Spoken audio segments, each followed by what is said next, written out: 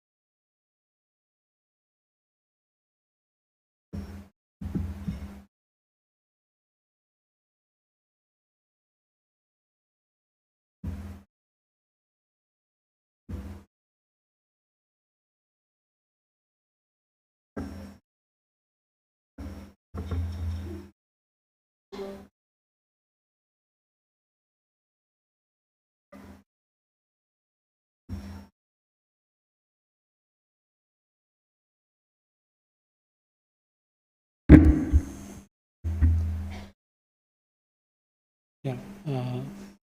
Very good morning to all. There were small corrections. Actually, I completed PhD in IIT Guwahati. Yeah. So it's good to interact with many participants so that we can try to understand different kinds of failure cases. Even we know the different kinds of terminologies. So today I like to present the role of generative artificial intelligence in healthcare applications, the concept, key considerations, failure cases and future direction. So this slide shows many information which are most important. When you say that I am going to develop what is called data driven models, which is called deep learning based models for specific type of applications, here we are going to focus with the healthcare application. We must consider the computational load of such a network. So that means we should timely detect a specific type of anomalies. In this case, we have to detect timely detect different kinds of abnormalities, and also we have to timely predict the various kinds of health risk factors. So therefore, we must focus on a lightweight model. If we say lightweight model, but we are just contradicting with the word of data driven, and we are still there is a scope for reducing the overall model size, or we can say number of parameters that need to be used to train the model, or we can say to generate any kind of specific data, or we can say to detect any specific type of event. In addition to lightweight, we must also focus with energy efficiency, because most of this type of deep learning networks has the application of a prediction of a specific type of events. When you say that you are going to predict a specific type of events, that means we are continuously sensing, processing and analyzing. So in the sense that you have to continuously sense that data comes with the different kinds of sampling rate, or we can say different kinds of image resolutions, or we can say different kinds of what is called video frame rate. So now in such a large amount of data sensing or data collection, how do you reduce the energy consumption of the system when you incorporate the deep learning based networks? That's the second objective that we need to focus in most of the research work. And in addition to that, we must also know how to reduce the false alarms. So these false alarms can be to do inaccurate measurements of the parameters, or we can say inaccurate models. Even in the case of noise-free signals or noise-free images or noise-free videos, the model can be inaccurate or it can be unreliable. I'll take few examples to show. So in such a cases, we can get the false alarm, that is called inaccurate measurement induced false alarm. But in practical applications, when you say that you are continuously sensing a data, you can always see the presence of the noises and artifacts either in the signal or in the image or in the video. So when you use any kind of a signal processing, image processing or a video processing techniques or a computation techniques, you always have an inaccurate measurement, or we can say unreliable measurements due to the presence of the noise. So now in such a cases, the false alarm is called noise induced false alarms. So how do you reduce the frequent false alarms, or we can say how do you reduce the false alarms that are introduced by unreliable measurements and also inaccurate measurements by the method. But in addition to that, we have one more category, it's called generative data. That means what? I did not collect the data with what is called using a specific type of sensors, or with what is called specific type of subject.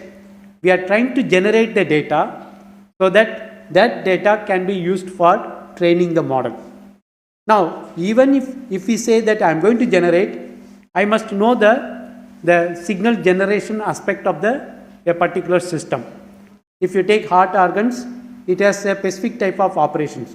It has arterial contractions, it has ventricular contractions, then ventricular depolarization, or we can say repolarization, then each of these events are related to the specific type of shapes in terms of amplitude, durations, and the frequencies. If we do not know, now we must know how to generate or how to create some kind of a network which can generate a data for training the model for specific type of events detection, classifications, and recognition, or we can say prediction. So now, if I generate a data, even there is no noise because we are not using a sensor, we are not placing a sensor on the subject. The subject can introduce various kinds of noises due to the different movements of the electrodes and the subject. And in this case, we are generating a synthetic data. That means what? If I do not have a very good model which can capture or which can produce small variations in the P wave, for example, arterial arrhythmia detection, that means the shape of the P wave is very important. The shape of the QRS complex also very important. The shape of the T waves also is very important for diagnosis of various cardiovascular disease. If we do not incorporate in our generator network, which is a part of GAN networks, then we cannot able to get all specific type of events. So that's a major challenge. So in such a cases, we can say that generative data also can introduce a false alarms because which are not present in the specific type of arrhythmias. Now, in addition to that, we know different topics, that is artificial intelligence, big data analytics, Internet of Things, and then most of the generative model that will be implemented on either edge computing platform or a cloud computing platform. Then we also know few signal processing techniques that can be incorporated with the generative model so that we can ensure or we can say that we can produce authenticated data for specific type of application. Now, we can group the entire application of the generative AIs into automations. The automation consists of two major applications. One is called controlling application, or we can say control applications. Another one is a monitoring application. The monitoring includes event monitoring, target monitoring, and biometric applications. Now, we must know the definition for each of these monitoring categories. If we do not know that, we cannot know how to generate a synthetic data even for your specific applications, which is called detections, also known as segmentations, then classifications, also known as recognitions, then prediction. In the case of target monitoring, we have detections or estimations, localizations, and tracking. In the case of biometrics, we have identifications and verification. So we must know what in by identifications. In general, we can say that identification is one-to-many comparisons, verification is a one-to-one comparisons. At least we should know what is the definition for each of the cases so that we can know what type of data that need to be generated. If I am going to use a GAN networks for biometric applications, where we can generate a variance of a particular biometric traits for a given subject. So similarly, if I want to do predictive analytics, then the amount of data or a variety of data that need to be generated will be different from the detection problem and classification problem. Now, this is the overview of a smart healthcare systems. We have a smart sensor and we have data acquisitions. Then we have a Internet of Things to collect a variety of data from a different kinds of organs and objects, and that will be integrated either in the signal processing stage or it will be in the deep learning stage. Then that will be used for developing a AI-enabled information fusion so that we can improve the accuracy of the particular application. Now, again, I'll just give a clear picture of different kinds of biosignals and applications before going to develop any kind of GAN networks for specific type of application. So we have variety of biomedical signals. It starts with ECG, PPG, SCG, and PCG, and ICG, CSR, EEG, EOG, ERP, EMG, VAG, VMG, EGG, and so on. And there are set of sounds that also can be sensed from the human body: heart sound, lung sound, then bowel sound, snoring sound, knee joint sounds. All these applications will be developed in a 4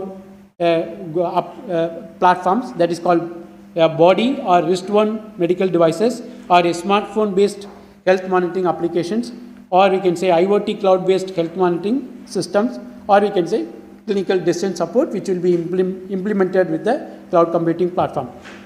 Now, we must also know that yes, it is a implant sensing node, or a body surface sensing node, or a contactless sensing node that will be used for collecting a data for a practical application.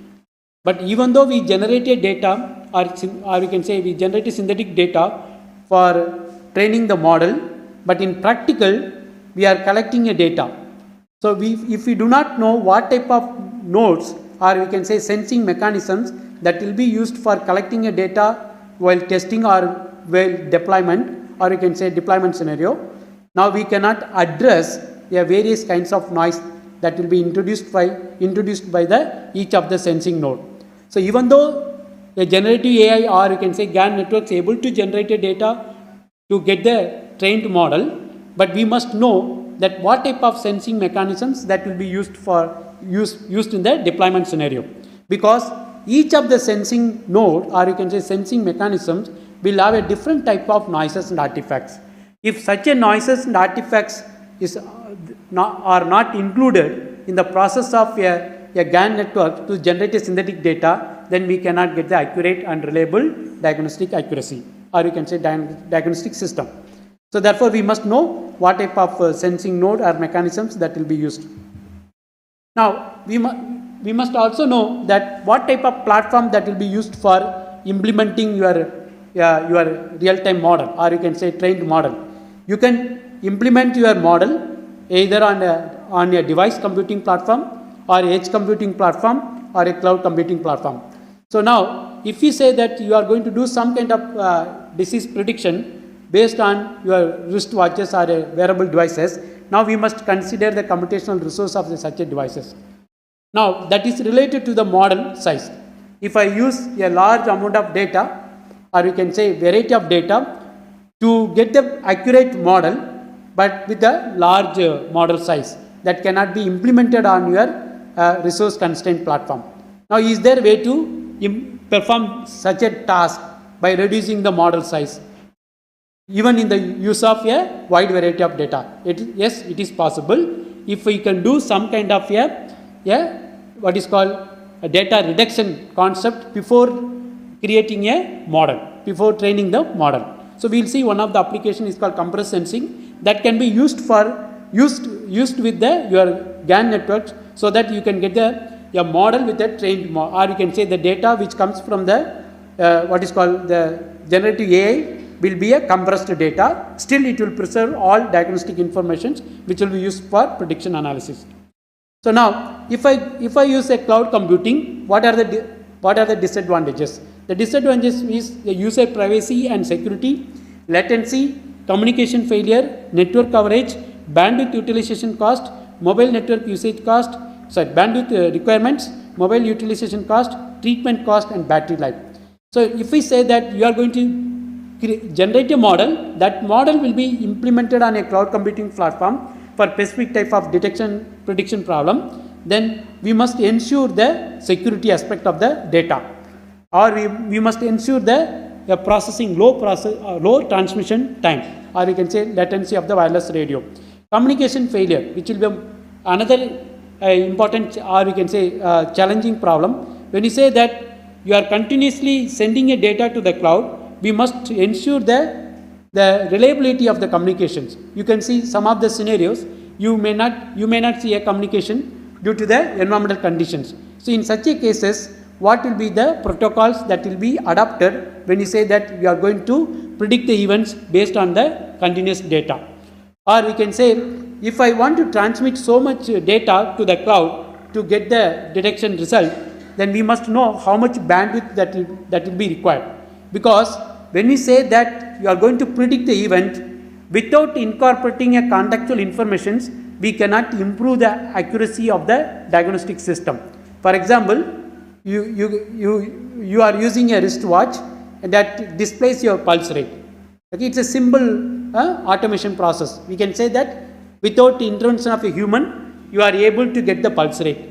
Now, this pulse rate is not useful for a practical application, in the sense it's not useful for a clinical applications, because this pulse rate variations can be due to the defects of the heart, or can be due to the emotion of the persons, or due to the physical activity of the persons or due to the environmental conditions.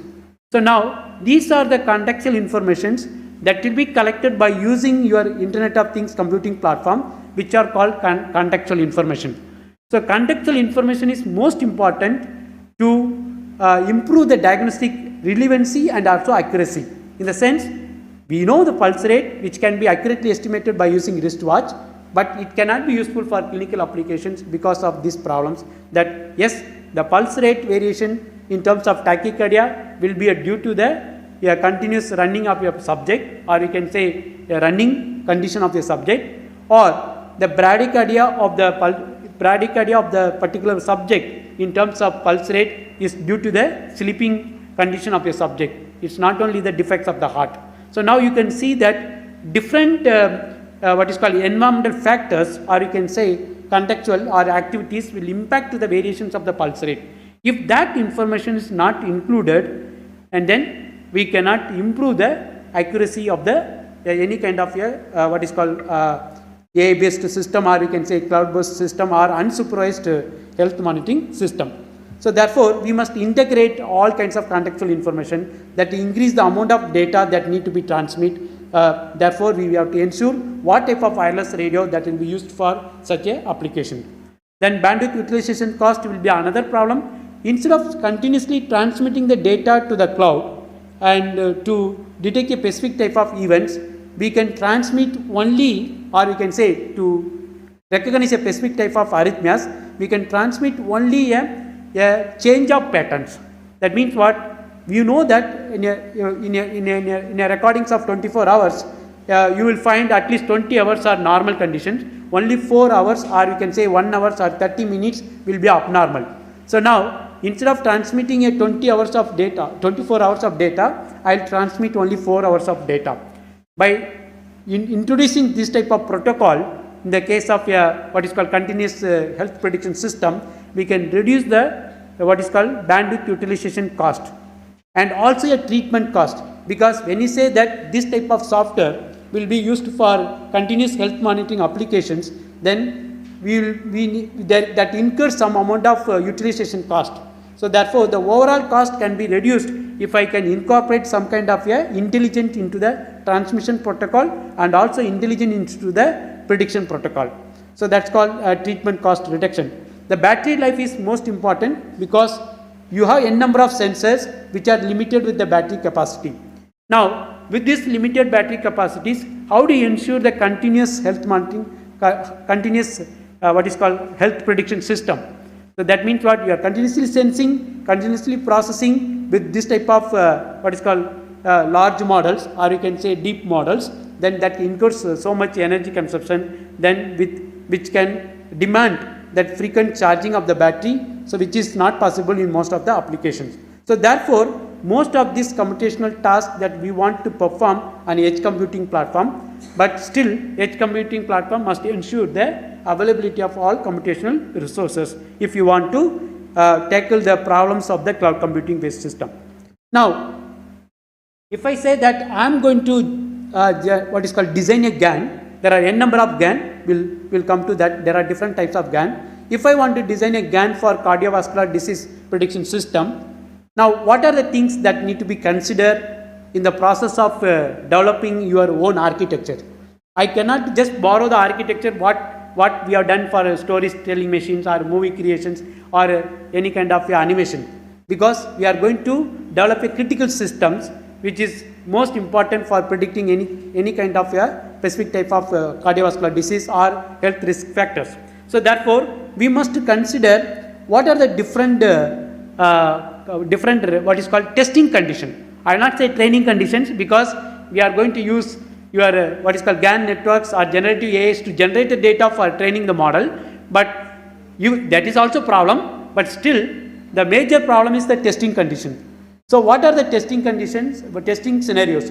The testing scenarios may be, for example, it can be tested with a unimodal signal for a specific type of disease.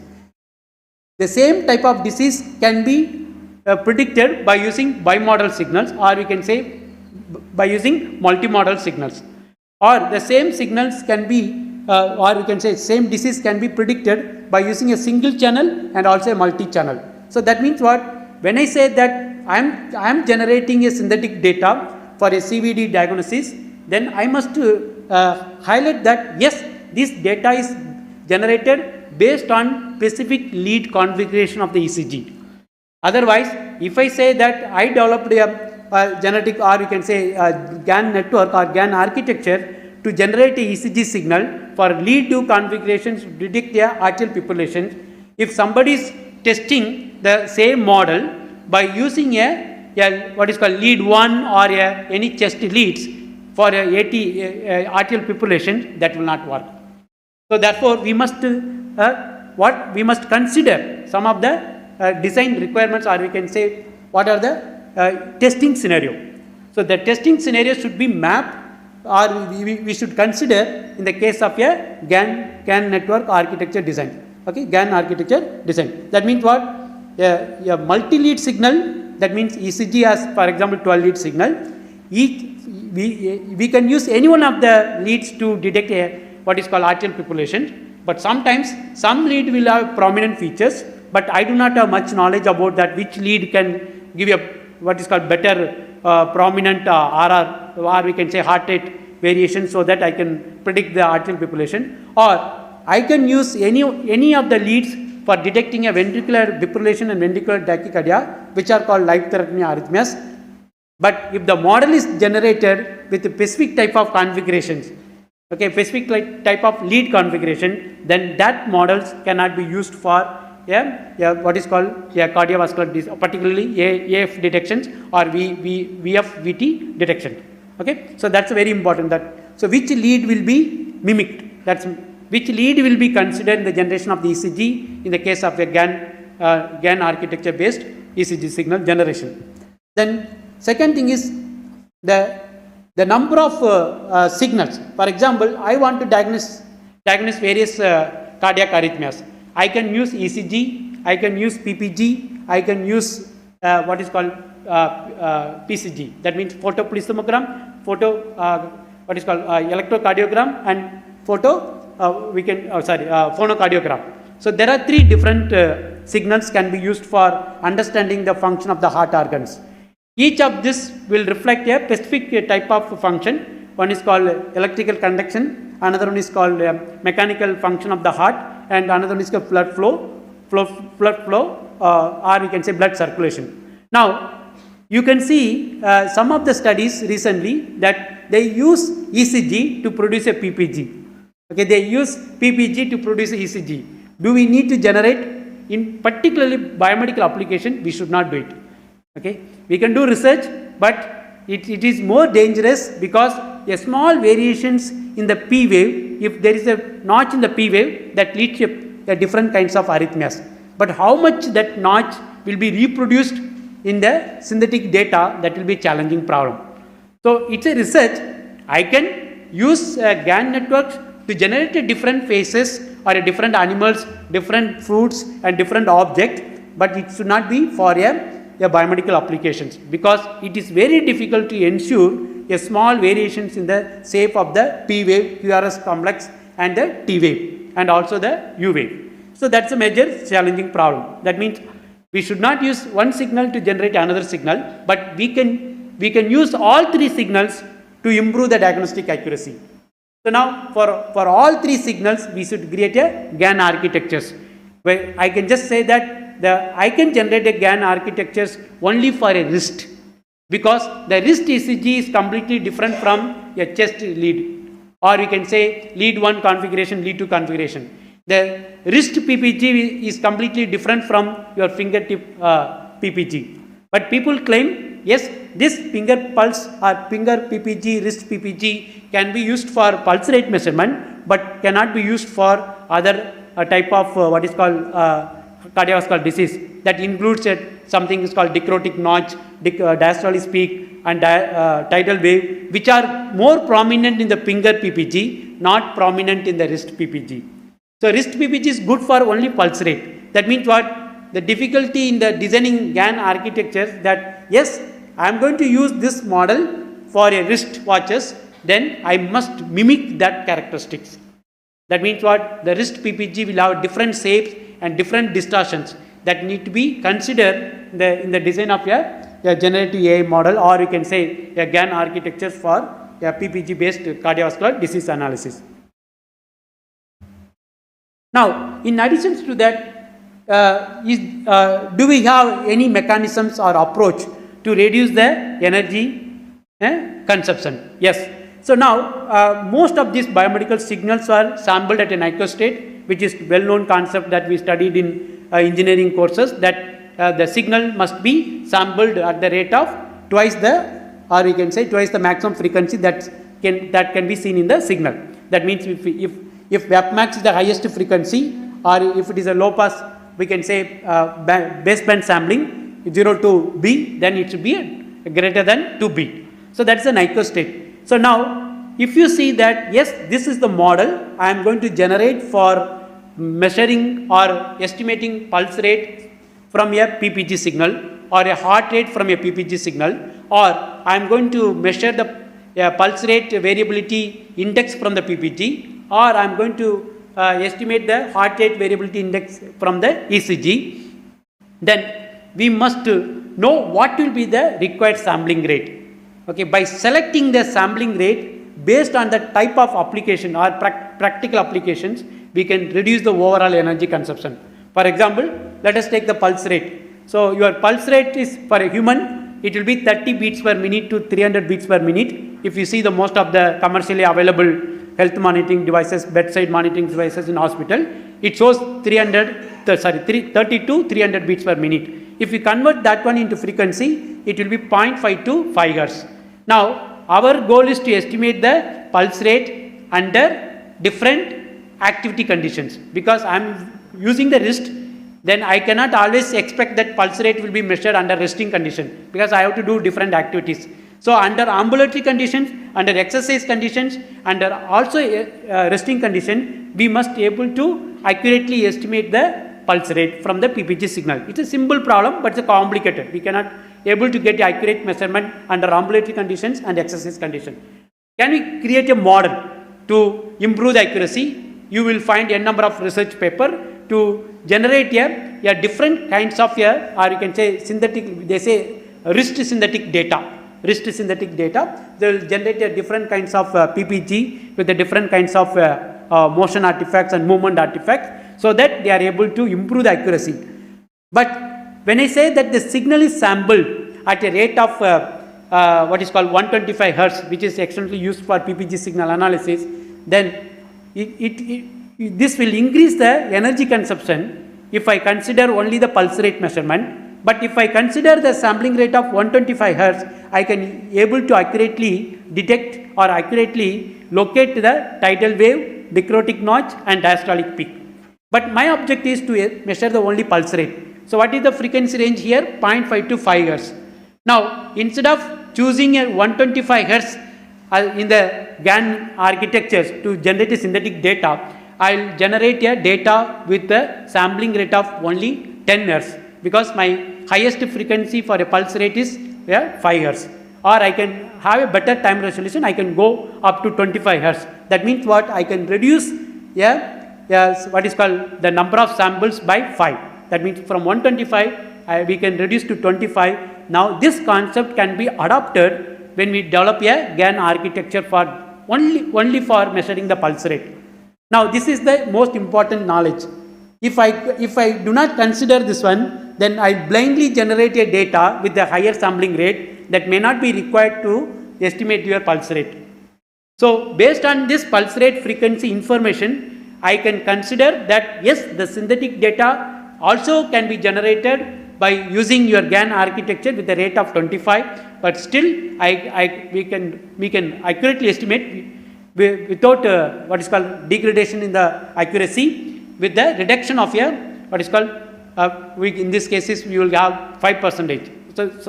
5 times. So you will have 125 Hz, here you will have only 25 Hz. 5 times you can improve the energy consumption, or you can say energy efficiency or a latency. So that is the most important things that we need to consider.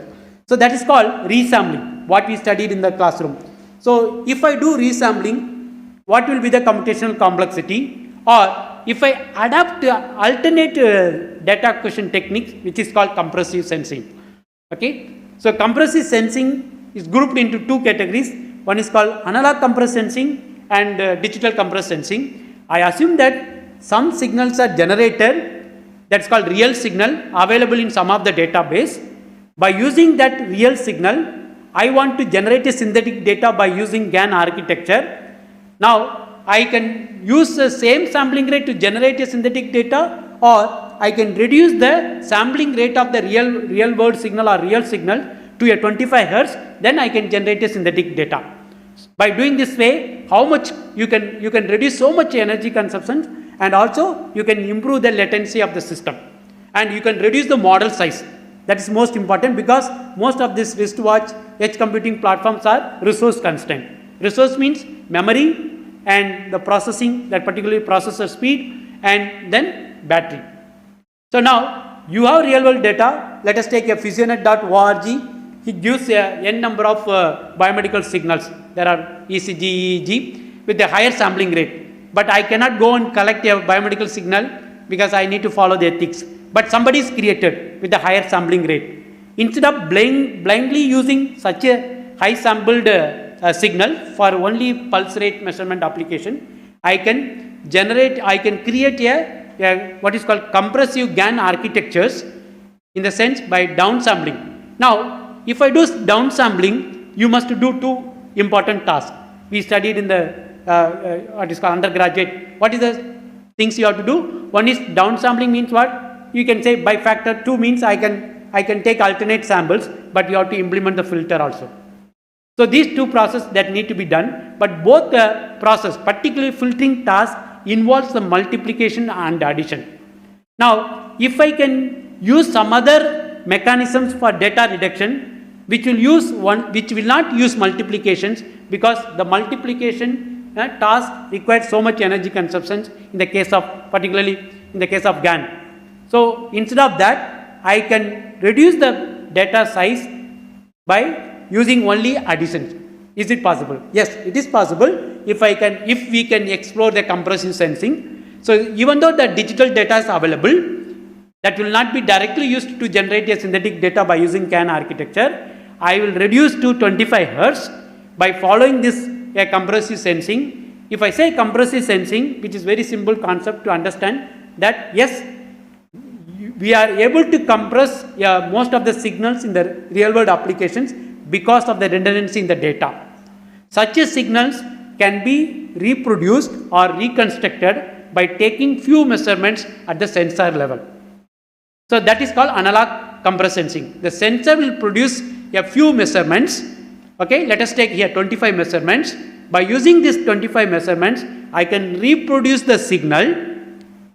That signal is parsed in the specific what is called basis function. If I take a PPG signal, I will show one of the slide that the PPG signal is more parsed in the DCT domain. Now I can get a better data compression if I use the DCT for performing the data reduction of the PPG data. Now this involves a multiplication. So now we have only limited battery power in the sensor level, because it needs to be used for continuous sensing. Now, without using multiplications, I can get only the few measurements just performing some kind of addition. Now, what do you mean by addition and multiplication? So, if I say that we studied in the UG, again, it's a projection of a signal on the elementary waveforms gives the coefficient. Now, I am going to project the signal on a random noise sequence. It's called pseudo noise generator, which we studied. It's in most of the communication. So I'll generate a pseudo noise sequence, 25 pseudo noises. I'll project my signal. Now I'll get a one measurement. Okay, 25 measurement. Now projection involves additions and multiplications if my random noise is generated from a real values, which is the Gaussian noise. Now instead of using a random real value Gaussian noise, I will use a random binary numbers. Random binary numbers, I can have two options. It can be only 0 and 1, or it can be -1 +1. Now still I can project, I can reproduce my signal with a few measurements of 25 with a DCT function. Okay. So now the reconstruction is a computationally expensive, which is not required for me today, because I want to estimate the pulse rate. Is it possible to estimate the pulse rate from this compressed data? Yes, it is possible if we follow only a deterministic block diagonal sensing matrix, which is nothing but addition of the 4 values which we studied in most of this called moving average filter. So now with this we can have a reduced data, or you can say 25 measurements. That measurements will be used with our GAN architectures to generate a synthetic compressive data. So now by doing this way we are able to reduce the energy consumption by factor of 5. So this is called compressive sampling. Now in addition to that, we can also reduce the overall energy consumption or model size by selecting a suitable amplitude resolution. So I am just taking an example what we studied in the classroom, that has the most value for all kinds of AI models. So you can see some of nowadays they say that 1-bit deep learning network. What do you mean by 1-bit it was introduced by our compressed sensing group. It's called 1-bit sensing. Okay, in the sense here you know that particular signal your aims to measure the pulse rate. I can explain this concept in terms of what is called pitch period estimation or a pulse period estimation. We studied in the classroom by using autocorrelation function. Now I generated a 125 samples. Okay. Now each of the samples that need to be coded, that is also recommended by standard what is called recording or we can say American Heart Association. They say 10 beats per minute. Now that standard is for different kinds of what is called disease diagnosis application. But here I want to measure only vital signs. Okay, I want to measure only vital signs. Now do we need to use a 10-bit sample resolutions to measure the vital sign, or I can reduce the number of bits that need to be represent each of the sample before performing a parameter extraction or vital sign estimation. Yes, it is possible. If you have a 10-bit representation for a samples, and you will get some what is called estimated value, pulse rate value. Now if I can represent the same sample with a 3-bit, so what you will see, you will get a waveform with a step like. Okay, you will get a step like waveform. So this is the process of quantization. You will see a step like waveform. Now if you process the step like waveform for diagnosis of a specific type of disease by using Fourier transform, that is wrong, because the step like the discontinuity introduce the harmonics or some other frequency components which are not present in the original signal. Therefore we always maintain the higher sample resolutions to avoid this type of discontinuity, to get a perfect spectral parameters or spectral content, so that I can use it for classification or recognition. Now if I take a autocorrelation of a 3-bit what is called ADC, I will get a smooth waveform. That is the beauty of autocorrelation. So if you just take a autocorrelation of a step waveform, you will get a smooth waveform. So that means what? I can estimate the pulse rate with 3-bit quantization. So now instead of 10-bit processing for estimating the what is called pulse rate, I am going to use only 3-bit. Now depending on the applications, you can choose a sample amplitude resolution. That's why I kept this title, who can be an intelligent data scientist. Now you can understand, if a computer science student or electronics student or any engineering student, a common man who are all talking about AI, if they do not know this type of information, they cannot produce or they cannot develop any kind of innovative system. What do you mean innovative system? How much energy consumption can be reduced? Because techniques are available, database is available, but which cannot be used for practical application because we have limited battery capacity. The energy efficiency improvement is one of the benchmark metrics to know the innovation of the particular development, or we can say technology.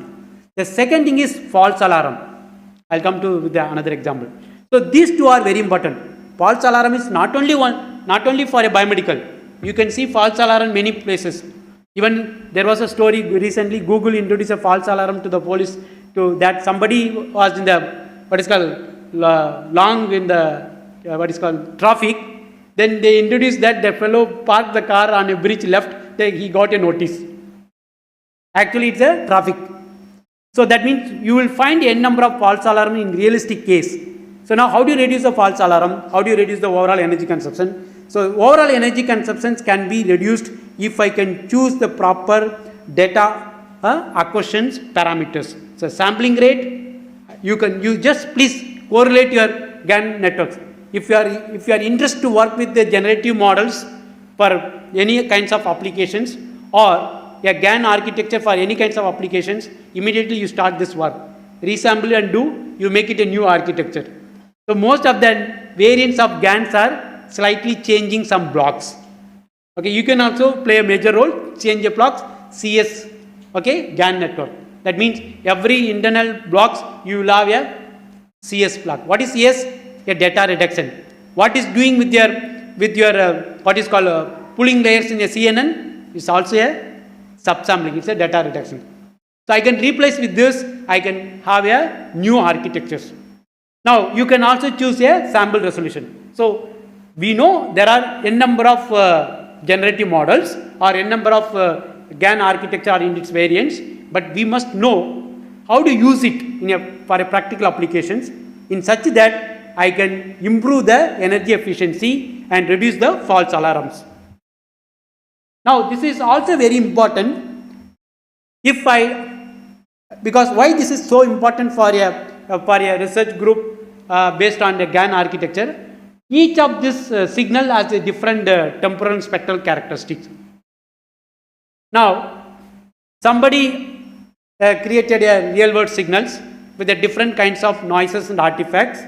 Now if I do not know the actual characteristics in terms of a few what is called classifications, one is called random signal, it is well known what we study in the classroom. Then stationary, non-stationary, quasi-stationary, or we can say that and cyclostationary. Why do you want to know these properties?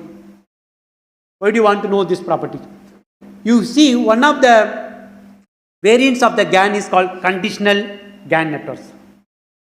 Okay, so instead of just looking for the what is called generation of the synthetic data to meet your real data or real images, you can have some conditional property. Yes, this is the case. I can always expect the cyclostationarity. Let us take very interesting characteristics of the ventricular fibrillation. Ventricular fibrillation looks like a sinusoidal waveform. Looks like a sinusoidal waveform. Now, my objective is to develop a GAN architecture for cardiac life-threatening arrhythmia detection, which is based on detection of the VT and VF, ventricular tachycardia and ventricular fibrillation. Now, in the case of a prediction, the fibrillations occurs after ventricular tachycardia. The ventricular tachycardia occurs after PVC, that's called premature ventricular contraction. These are sequence of operation. In each of this what is called sequence, if something is not diagnosed timely, that means we detected PVC, but it is not diagnosis timely, then we may see a ventricular fibrillation. Ventricular tachycardia. Now ventricular tachycardia steps will be different from PVC, and then if that VT is not treated properly or timely, then we can see VF. Now that waveform will be different. Now if I know the exact temporal characteristics of each specific type of arrhythmias, then I can create a synthetic data according to that. That is most important. So we cannot have that's why they say when they introduce the GAN networks, they say that it is for a specific application, but we are misusing it. The GAN architecture which will be developed for a specific task, specific application. The VTVF is a different characteristics in terms of temporal and the spectral characteristics as compared to other kinds of cardiac arrhythmias. Now if you see a speech, something is called unvoiced sound and voiced sound. Now, how do you produce an unvoiced sound? I can produce a voiced sounds, but how do you produce an unvoiced sound? But these unvoiced sounds will be always some kind of a similar, will be similar to a person who speaks even a voiced sounds with some kind of lips. You will find some, even it's a voice, actually voiced sound, but the effect of the unvoiced sound, that high frequency portions, you can see for a specific type of people. So that means we do not know that what are the subject that we need to consider in this type of synthetic data generation. Now, this is the simple information that we must know what is the what is called range of each of the vital signs if we are going to develop a GAN architecture for measuring the vital signs. Now, this is the example. You can see that we are expecting that the GAN architecture to generate this type of arrhythmias. Okay, first of all, I should familiar with arrhythmias. Okay, I should familiar with arrhythmias. Then only I can develop a discriminator properly. Because if you see the GAN architecture, there will be a generator and there will be a discriminator. Now, who will design? Somebody is designed, we are trying to adopt, but it will not work for all biomedical applications. You can see a small variations in the shape of the P wave. Next slide I will show, that leads to a different type of arrhythmias. Now, what do you mean by a generation of a synthetic data by using a noise? If you really see the architecture of a GAN, basic GAN, the input is called random input. They say that you can use a noise which follows the uniform distribution. You can generate a synthetic data, and if that data is matching with the realistic data, that will be verified by your discriminator based on some loss functions. Then you can say that the generator architectures can be used for your required application or specific application. Now, this is not a new concept. Again, you recall your what is called statistical signal processing. Something is called innovation sequence. How many of you know about innovation sequence? We studied statistical signal processing. Something is called innovation sequence.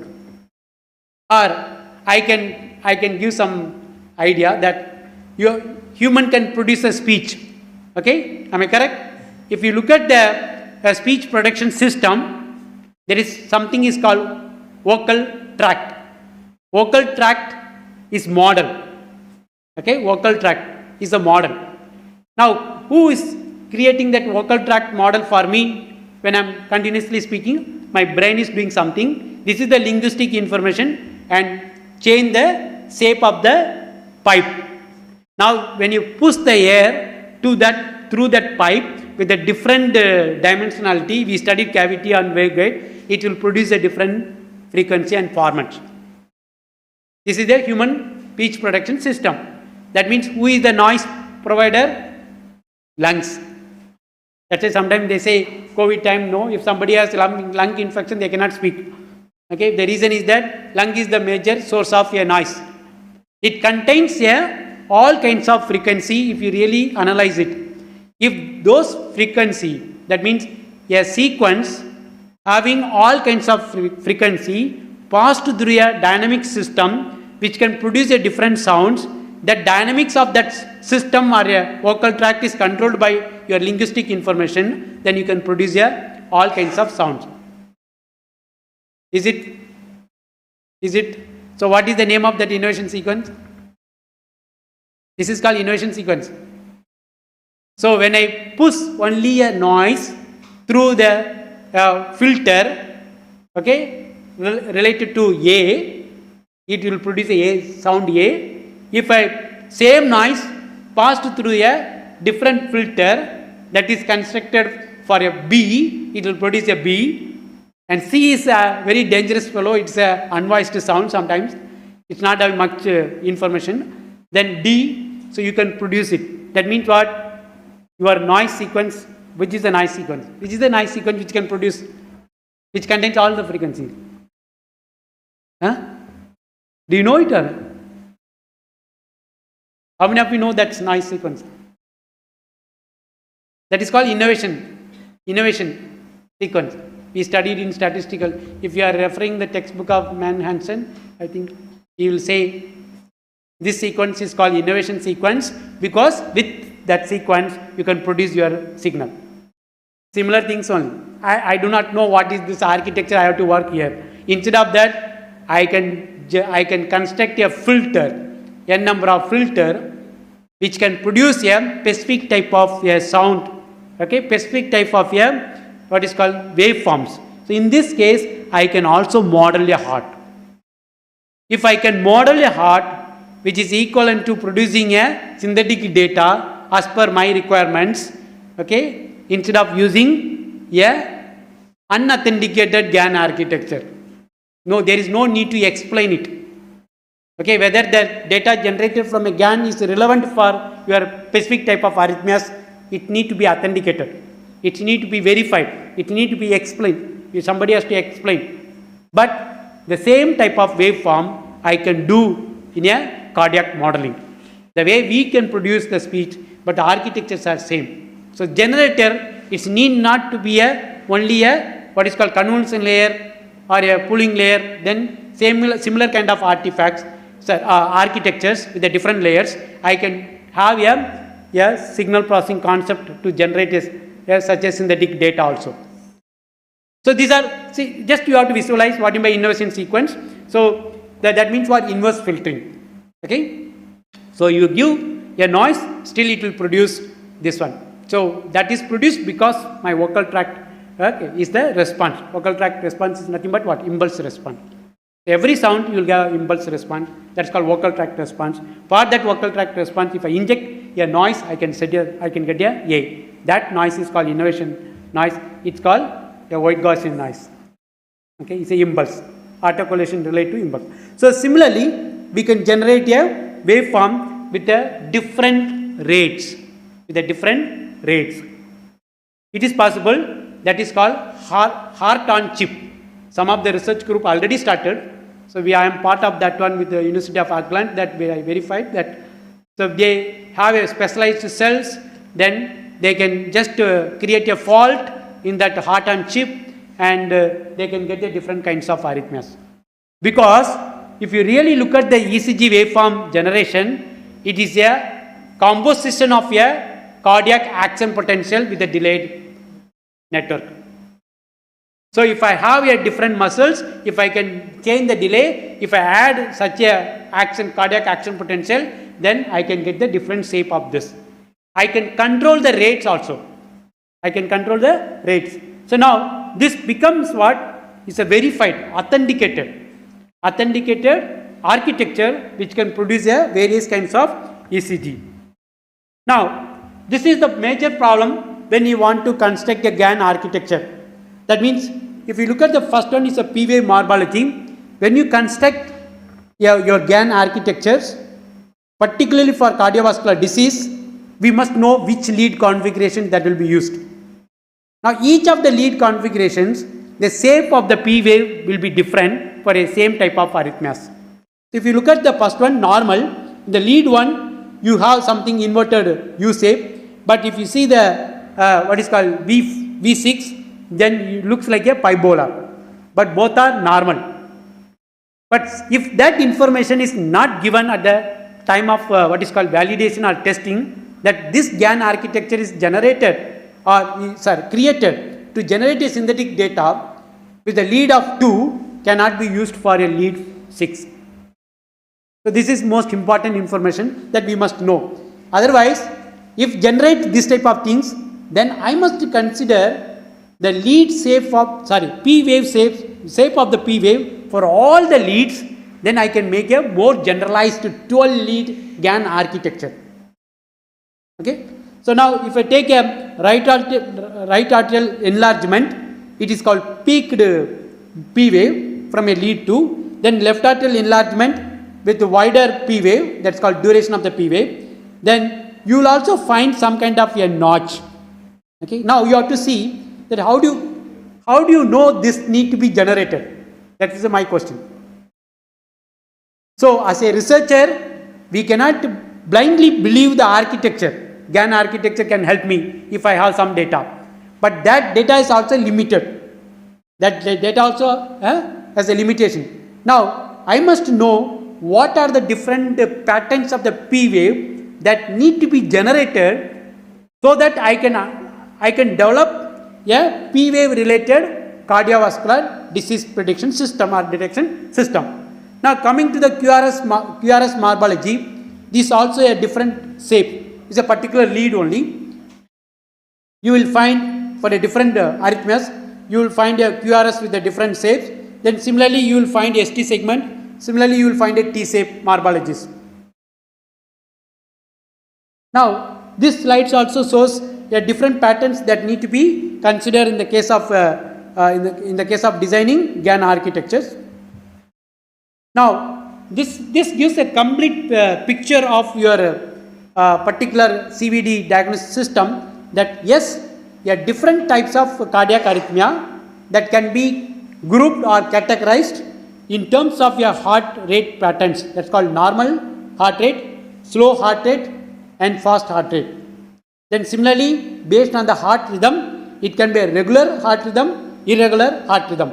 Now, if I say normal, the normal can be a what? Regular only. Okay, normal heart rate can be regular. If you touch your pulsation, you have to measure.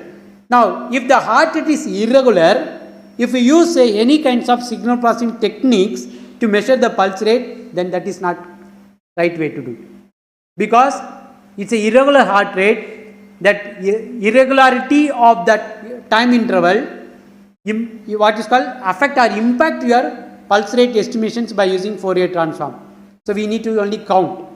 If I say I am going with the count based method to measure the pulse rate for irregular heart rate, then I must know how to deal the different kinds of noises and artifacts.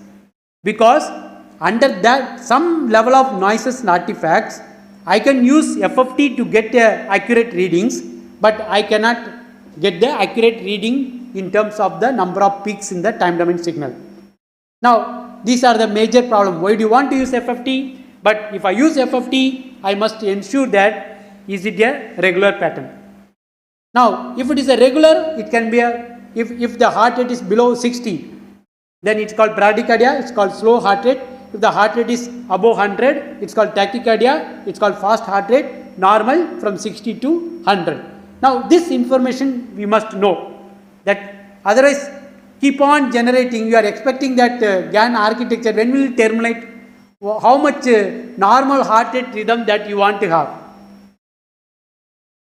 From 60 to 100, how much normal heart rate rhythm that we want to have? If we go with the waveform based heart rate estimation, it's infinity. So now you must know that yes, I can have variation of 1 beat per minute.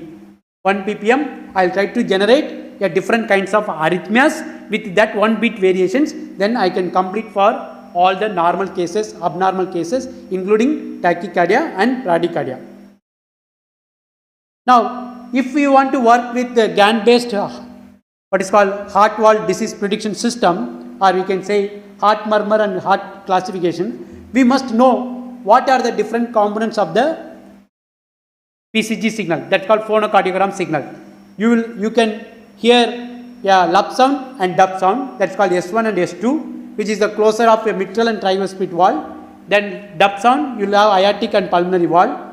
Now, I must see, or we can see that a split in the S1 sound, split in the S2 sound. The S2 split leads to a specific type of disease. S1 split also leads to a specific type of disease. Now, I must know what is split in the heart sound so that features can be incorporated in a GAN architecture. That's very important. Now, why the split occurs? So now the generation of the heart sound, either S1 and S2, is the function of the mitral and tricuspid wall in a synchronous manner. Similarly, is the function of the aortic and pulmonary wall in a synchronous manner. If there is a mismatch in the synchronization of the both walls, you will find a split in the S2 sound. Now, what is the duration of the split sound that need to be considered? so that GAN can generate that duration so that I can say that it is split. Because in a time domain I can tell, for example 20, if I say 20 millisecond greater than this, it will be treated as a split. Now, if I do not know this information, if a GAN is continuously generating some sound with only what is called with less than 20 millisecond, not more than 20 millisecond, then we do not have sufficient data also. So therefore, we must know that what are the different abnormal patterns of the hard sound S1 and S2. In addition to that, we have a hard sound S3 and S4. S3 and S4. These two are very little bit dangerous in terms of some cases.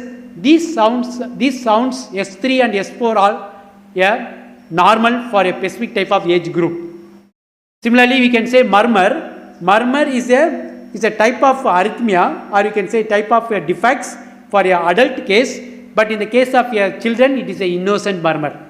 Now you can understand if that model is generated and if you use it for children, now the presence of murmurs for the case of children, it becomes abnormal, but basically it's a innocent murmur. So this is called contextual information. How do you incorporate this type of contextual information with your AI based hard diagnostic system?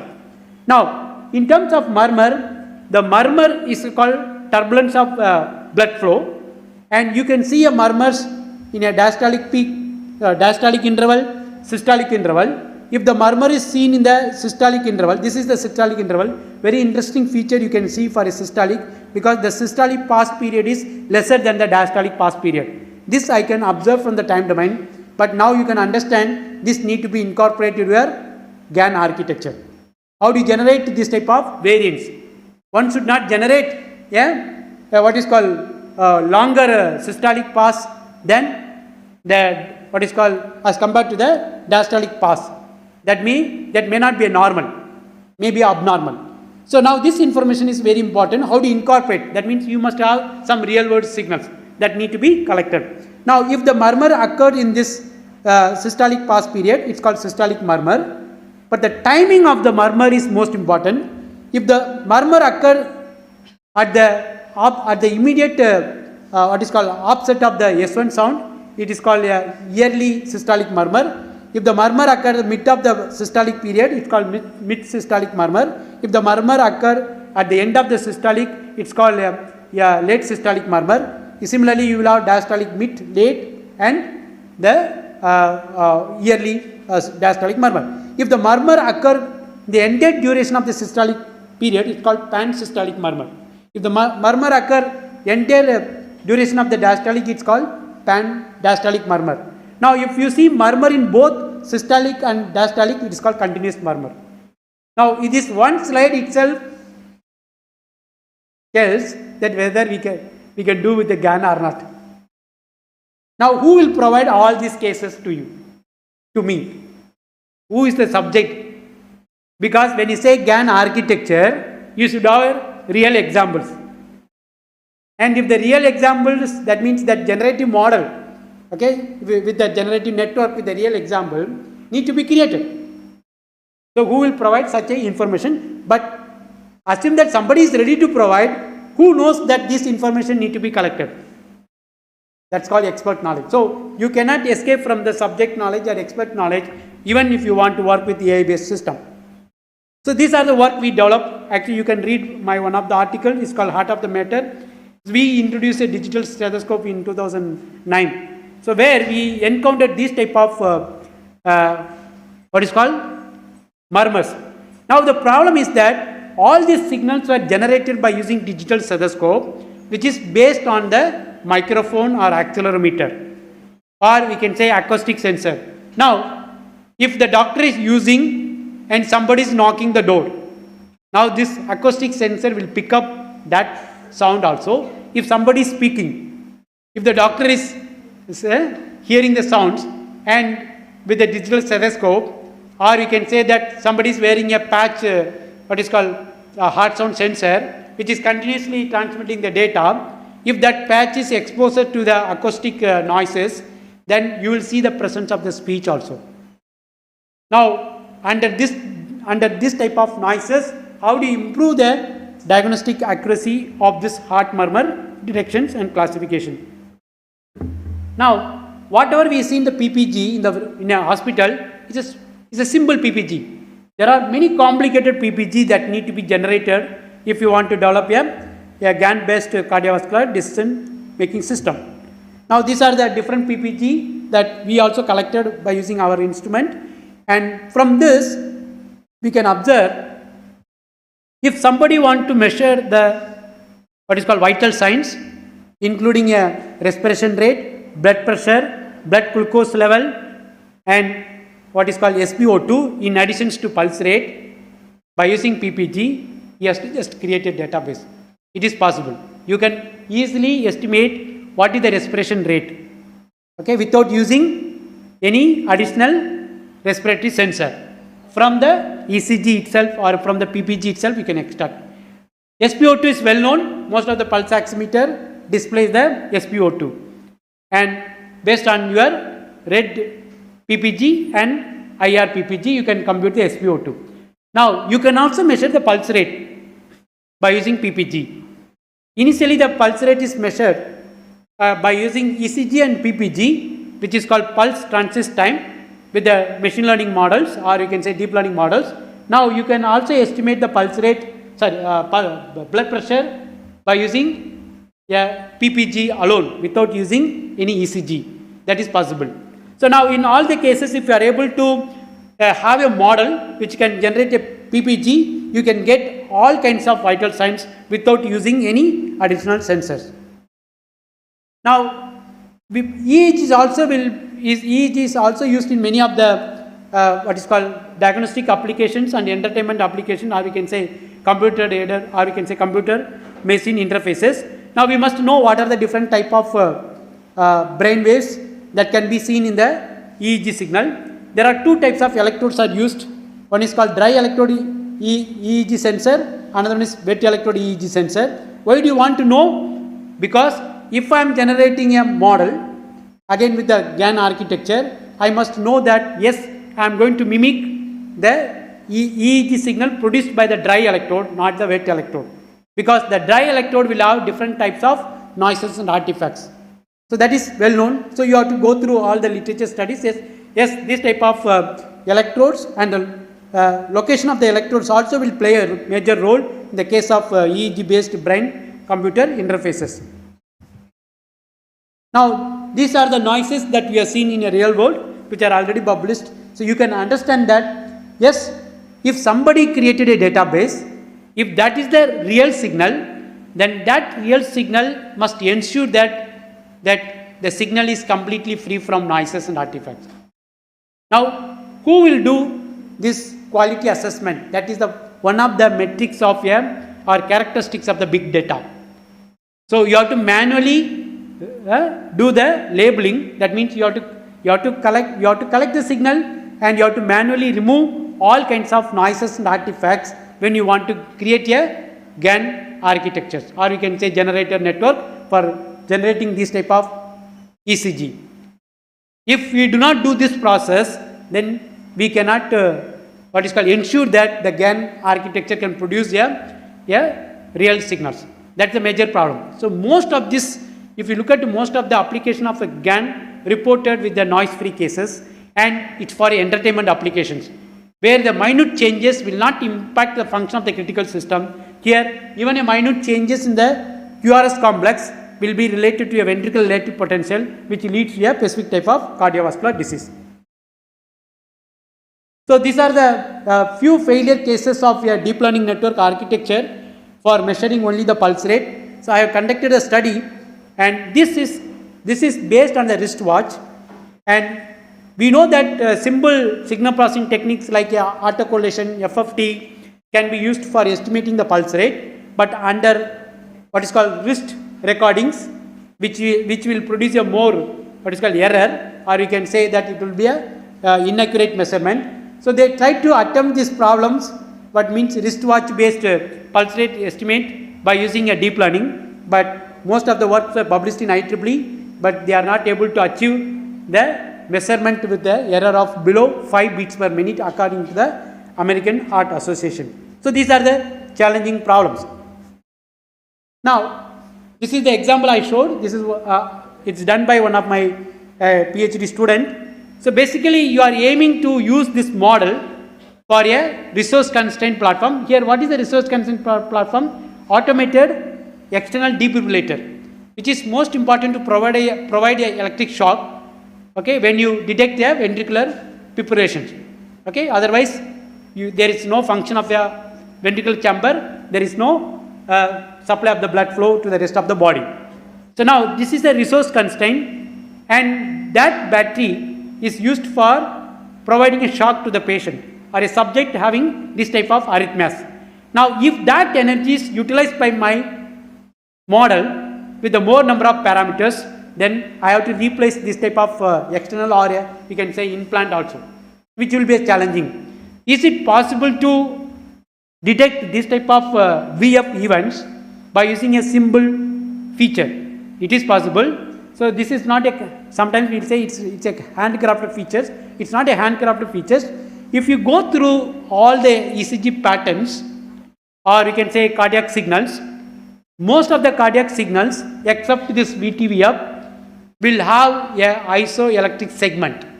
You can see, if you visualize the ECG, you will find the isoelectric segment, and here you can see most of the signal except this portion, and you will have your first portions will have your isoelectric segment. That means between your U wave and the P wave, you have flat line close to the zeroth line. Now, if you can do the analysis of this segment by just injecting a alternate sign change samples, you will get more zero crossing than the number of zero crossing that we can see for VTVF. So that is the observation, that this is the graph, we can say scatter plot shown for the all kinds of arrhythmias. With this zero crossing, we are not able to discriminate, because we will have a random number of zero crossing for each type of arrhythmias. To create a cluster between VTVF and non-VTVF, we injected the noise. Most of the cases we try to remove the noises. In this work, we injected the noise. Now with the injection of the noise or alternate sign change of the samples, we are able to discriminate a VTVF from a non-VTVF. That is a second waveform, and then you can see from this blue and red color, and completely what is called separated with a simple threshold value. Now you can understand, do we need to use GAN architecture for this? So we have to play some major role. This is my application. That means I have limited battery capacity, and that need to be timely detected. If I use GAN architecture, or we can say AI generated model with a large size, more number of parameters, that consumes more energy, which cannot increase which cannot maximize the lifetime of the battery, and which cannot detect a abnormality timely. Now by doing the analysis of the waveforms, it's called expert. Sometimes we say handcrafted. It's not a handcrafted. It's based on the knowledge, subject knowledge. Since you know variety of arrhythmias will have a what is called isoelectric segment, which is close to the zeroth line. If I add alternate sign change, if I measure the number of what is called zero crossing for given 10 second or 5 second, I can able to separate a VTVF from a non-VTVF. So this was demonstrated with both convolutional neural network and the single feature. We found that the single feature is much better than the convolutional neural network based method. Now, so what do you mean by AI? What type of AI that we want to address? You want to listen or you want to laugh? Huh? If you are not interested, you can leave. I don't mind. Okay? Because sometimes it's irritating. I am not AI. I have humans emotion, sense. I am standing and speaking now.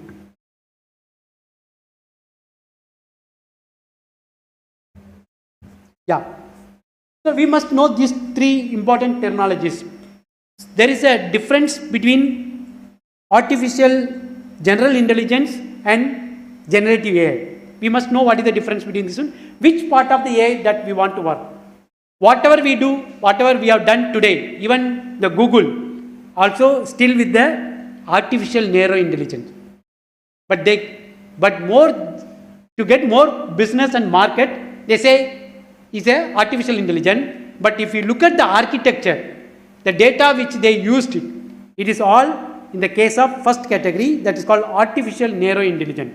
It's very interesting that we were cheated by many of the people that you have AI washing machine, AI refrigerator, AI watch is coming, but there is no AI. So how do you define it? It can be a strong AI, it can be a weak AI, or I can say that, or based on the literature studies, it's reported by many of the research group, we can say that I am going to work in the domain of artificial narrow intelligence. Now what is the definition for that? Artificial general intelligence, what is the definition? What is the artificial super intelligence? What is the definition? The definition means it gives the complexity of your work. How much data that need to be created if I want to develop a artificial super intelligent wristwatch. I explained to you that everyone is wearing the wristwatch. Everyone is seeing the pulse rate. Nowadays everyone is seeing the arterial fibrillation. You write it, whatever the arterial fibrillations, what is called displayed by top companies in the world is useless. We were cheated because first of all they did not follow the rules of the American Heart Association to say that this arterial fibrillation is due to the specific parameter. They consider only irregular heart rate. Irregular heart rate you can see for many of the cases also. With this single feature we cannot tell it's a AF, but they are displaying it to get the more market. But even if you can see your pulse rate, it is not useful because it depends upon many of the surrounding environments. That means emotion and physical activity and room temperature or extreme heat, extreme cold. These are the many things that impact a single parameter which was accurately measured by the wristwatch. I will say always a digital watch. It's a good automated process, accurately estimate, but that accurately estimated one may not be useful if I do not embed this information to the watch. That is called super intelligent. That means if I know that I am consuming, because sometimes there is a controversy in diabetes patient. Because I am a diabetes, sometimes doctors say that don't eat banana. Some doctors say eat banana. Some doctors say do not drink juice, but you can eat your fruits. So sometimes they say that you to eat bitter gourd. But when I was detected as a diabetes, I told I like to eat bitter gourd every time I am eating only. She told it's excess bitter gourd. So now just imagine if you are trying to automate your continuous glucose monitor to take a decisions in controlling the insulin pump, because tomorrow product is like that. Your insulin pump is integrated with nowadays with the continuous what is called glucose sensing, glucose monitoring system. Okay, continuous CCG they say. But it can be a what is called needleless also tomorrow. We are working in this direction. Now in that cases, you do not know what type of food that you had it.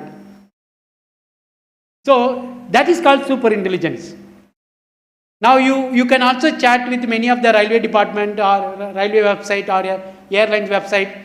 Only few queries they will give some response. After that, please contact customer. They are claiming AI based, but they are in the rule based system what we did in so many years. But AI is crying now with many people. So, but we must know what is the definition, because as a researcher, what is the definition in terms of complexity? How to create a database? When I say that I am going to develop a artificial super intelligence system, artificial generative intelligence, that's very important. They say robot can replace the teacher. That was the news in Bangalore. But it cannot replace the teacher because there are many sentiments. Suddenly one student is crying. Or I can see that suddenly most of the participants are not happy with my presentation. They looks like so dull. I can continuously sense it. Then I'll stop. I can reduce the content. I can go do it. Now, do we are such a emotional with the robot that some students are tired, and so they say, okay, we can just close the class. We'll discuss in the next class. Now, this is called generative, not a rule based. Whatever ChatGPT is doing, most of things are not correct. you can see there is a controversy between the deep fake fellow is still that he is copying, but ChatGPT itself copied our content. I tested, frankly, I asked causal system for x of 2n, x of n by 2, wrong answer. I asked my student to do it, wrong answer, again wrong answer, time invariant system. So I asked them to prove it. Is it possible to, what is called, realize the not get by using diode? That was the question I asked in the previous. Student said no. I asked them to check your best friend of ChatGPT. It gave a wrong answer. But there is a one sentence. Under development. Under development, many people died because of this. So this is called rule-based system. The rules were created. It's not a new concept. It is taken a birth from a statistical machine learning. It started with the n-gram, bigram, all this model in computer science students know when I worked for machine translation. You give a data, you take a chunks and trains properly and this, and easy to generate, but it cannot be used for, same LLM cannot be used for my cardiac signal. It's not a text information.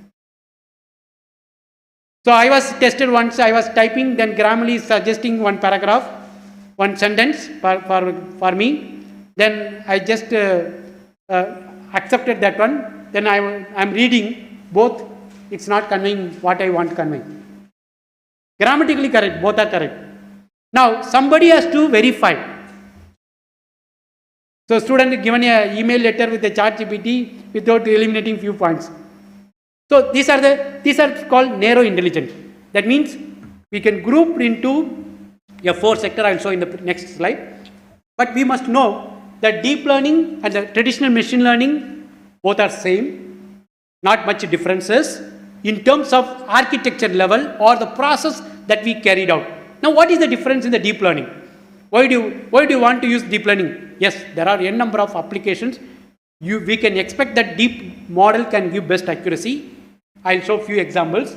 Now, if you really look at the machine learning based what is called detection, classification, prediction system, there will be a pre-processing. Do you agree?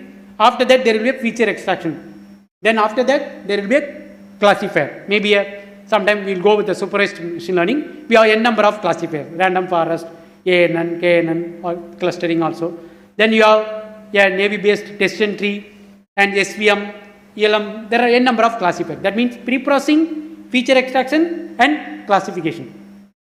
Now, if you really look at the CNN architecture, which is also used for classifications and detection problems, as compared to GAN networks, which produce the data or generate the data based on our requirement. But here CNN is used to classify and predict. Now, if you look at the basic blocks of the CNN, you will have convolutional layers, and then pooling layers and fully connected layers. There are 3 important layers. There are some more blocks will come. I will bring that. Now, what is convolutional layers? If you really recall the feature generation for a particular signals, there's a very interesting, it's called multi-rate signal processing. It's a filter bank theory. Same signal will be passed through a set of filters. They design 1000 filters with a different bandwidth, and it will give us some signal. They will calculate the energy. That is the feature. Now, what is convolutional neural network? Is convolution layers. You have a kernel. What is the size of the kernel? What will be the number of kernels? That's still a challenging problem. Why it's a challenging problem? I have limited resources. If I am not fine tuning, or if I am not finding a optimal tunable parameters or hyperparameters just for a convolutional layers, we cannot get a what is called energy efficient model. Okay, energy efficient model. In addition to accuracy, we must also get a energy efficient model or resource, or you can say better accuracy with the reduced model size and energy consumption. Now you have to choose kernel size. Now you got a what is called feature map.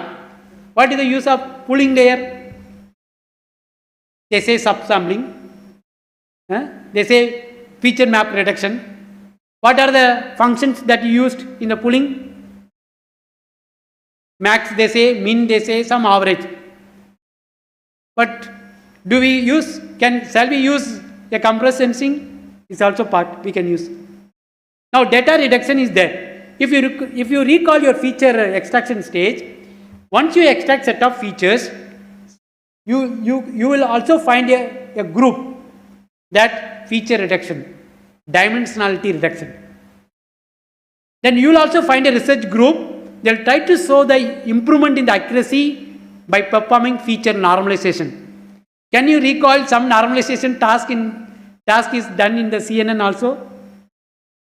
Because feature also variety of features for a specific type of class, for a class 1, class 2, class 3, it has a different dynamic range.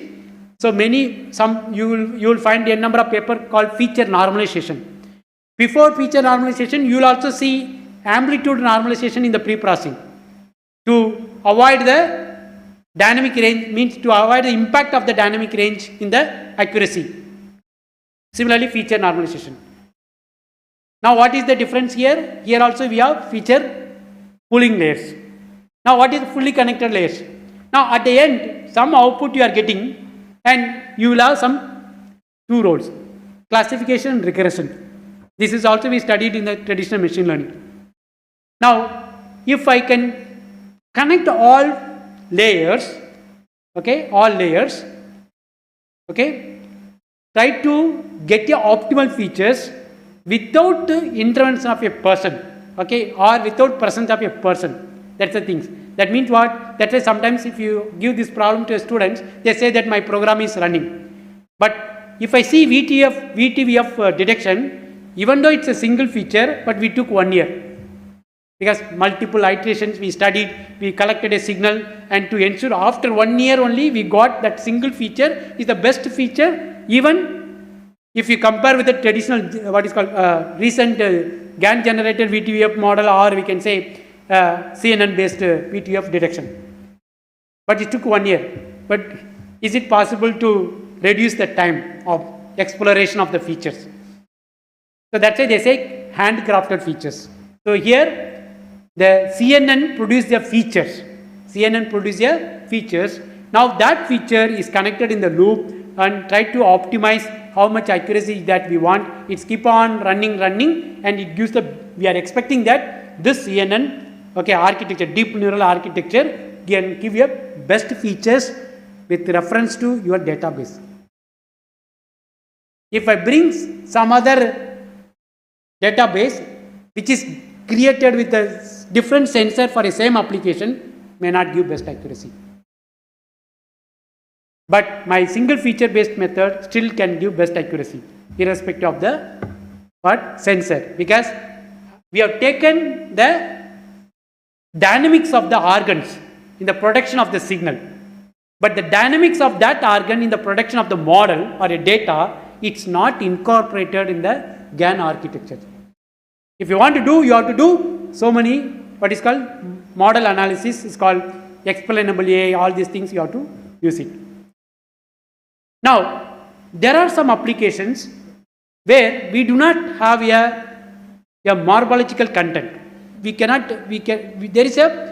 are two classes having a small variations in terms of amplitude, small variations in terms of frequency, which cannot be captured by the global features of what we have done in the traditional machine learning. It can be what is called higher order statistics.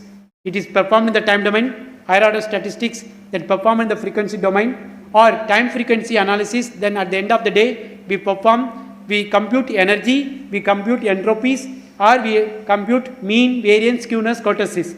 So these are averaging features. So these averaging features can create challenges when the classes are having a small variations in terms of frequencies and amplitude.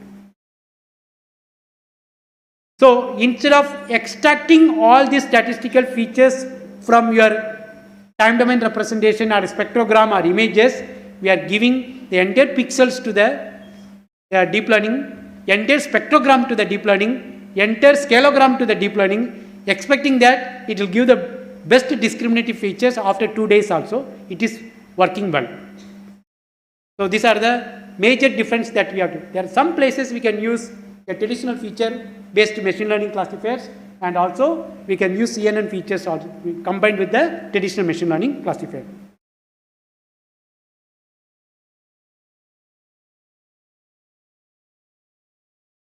Yeah, break.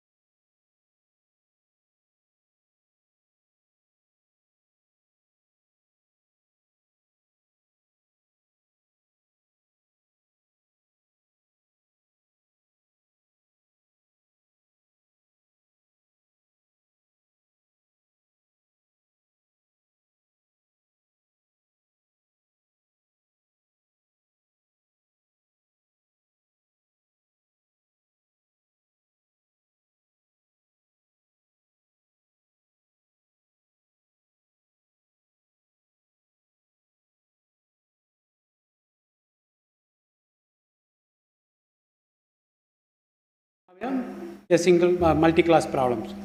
So here the convolutional neural network is also known as a convnet, which is used for a feature generation, and that features can be combined with your traditional machine learning classifier. Now what are the different tunable parameters that need to be addressed if you are a researcher? That is number of filters for each of the layer, and then size of the filter, or we can say kernel, and then the stride of the kernel. So there are three important tunable parameters for convolution layers. And also finding the number of convolution layers itself a research component. So we can see some of our papers that we proved that with our 2 convolutional neural networks we can get better accuracy than the 3 convolution layers. So therefore the number of convolution layers and its tunable parameters, that is number of kernels for each of the convolution layer, and the size of the convolution layer, and the stride of the convolution layer. Now if you come to the pooling layers, again it's a feature reductions, and you can also study the impact of different pooling functions. And if you come to what is called activation function, which is most important. So most of the convolutional neural network in practical application or in the past studies, you always find that rectified linear unit function is extensively used. But if you refer our papers which are published for biomedical applications, we prove that different activation functions can give a different accuracy, and also will have a different number of layers. So some of the application we found that exponential linear unit activation function performs better than the rectified linear unit, but you will find a number of activation functions. Recently in our underwater sound recognition, we found relay 6 is better than the relay. So that's also one of the research studies, that what will be the best optimal functions. So then if you look at the combinations, so sometimes you will get a 16 models, 18 models, then you can suggest which is the best model in terms of achieving higher accuracy and with a low computational load. That will be a good research component when you want to try to solve problems in any of the engineering domain. Now this is very important that we know that big data, with the example of wristwatch, we have considered that the contextual information is most important for diagnosis of cardiovascular disease after measuring the vital signs. Now we have different types of group of data analytics. One is called descriptive analytics, diagnostic analytics, predictive analytics, and prescriptive analytics. So why do you want to know? There are different definitions for big data. Sometimes they say 3V, 4V, nowadays 10V. You can also introduce any number of V, but you have to justify. But in addition to that, we must know that which category of big data that we are trying to do or trying to solve the problems. Do you want to work with the descriptive analytics? If that, then what you mean descriptive analytics? Aims to answer the questions what happened over a given period of time. For example, if I use wristwatch and it gives the pulse rate, it tells that there is an abnormality if the pulse rate is greater than or less than 60 and 100. Or you can say greater than 100, it will be tachycardia. That means what? What happened? So what happened to the heart? Now, why do you want to know this one? Because what happened requires some what is called design requirements, or we can say model generation, or some kinds of a database, and some kinds of signal processing techniques or image processing technique, deep learning techniques can be used. Even the generative models may not be required. Then, so that means what? Summarize the large data to describe outcomes using a specialized metrics. That means it may be solved with a limited data, or it may require more amount of data. That depends upon the application. That's called descriptive analytics. What you mean diagnostic analytics? Helps answer questions more on why something happened. That's very important, because we have seen in the morning also that if the heart rate is increased, that can be due to the defects of the heart functioning, or heart valves, or we can say heart chambers or heart organs, or the pulse rate is increased due to the extreme cold or extreme heat, or maybe a different activities. So this is called a contextual information. That is called diagnostic analytics. That means what? In addition to accurate estimation of the pulse rate, I must also embed this information. That means we need to have some more amount of data for this type of categories. What is the physical activity of the person? Okay, what type of activities? And what is the weather conditions? What will be the what is called emotional condition of the subject? So that means what? When you compare to the descriptive analytics, you must have more different, we can say wide variety of data for a different groups. Emotional, you should have a different group of database. Physical activities, you should have a database. Then weather conditions, you should have a database. So that means what? It is increasing the amount of data, or we can say the number of data that need to be incorporated when you say that this device is used for diagnostic application. If it is only descriptive, there is no need. So therefore, we must understand the definition first. Then we can have n number of tools to solve this problem. That means finding a descriptive analytics and dig deeper to find a causes. Now, I am not interested to work with a descriptive and a diagnostic. I am interested to work with predictive because this is the scope for today.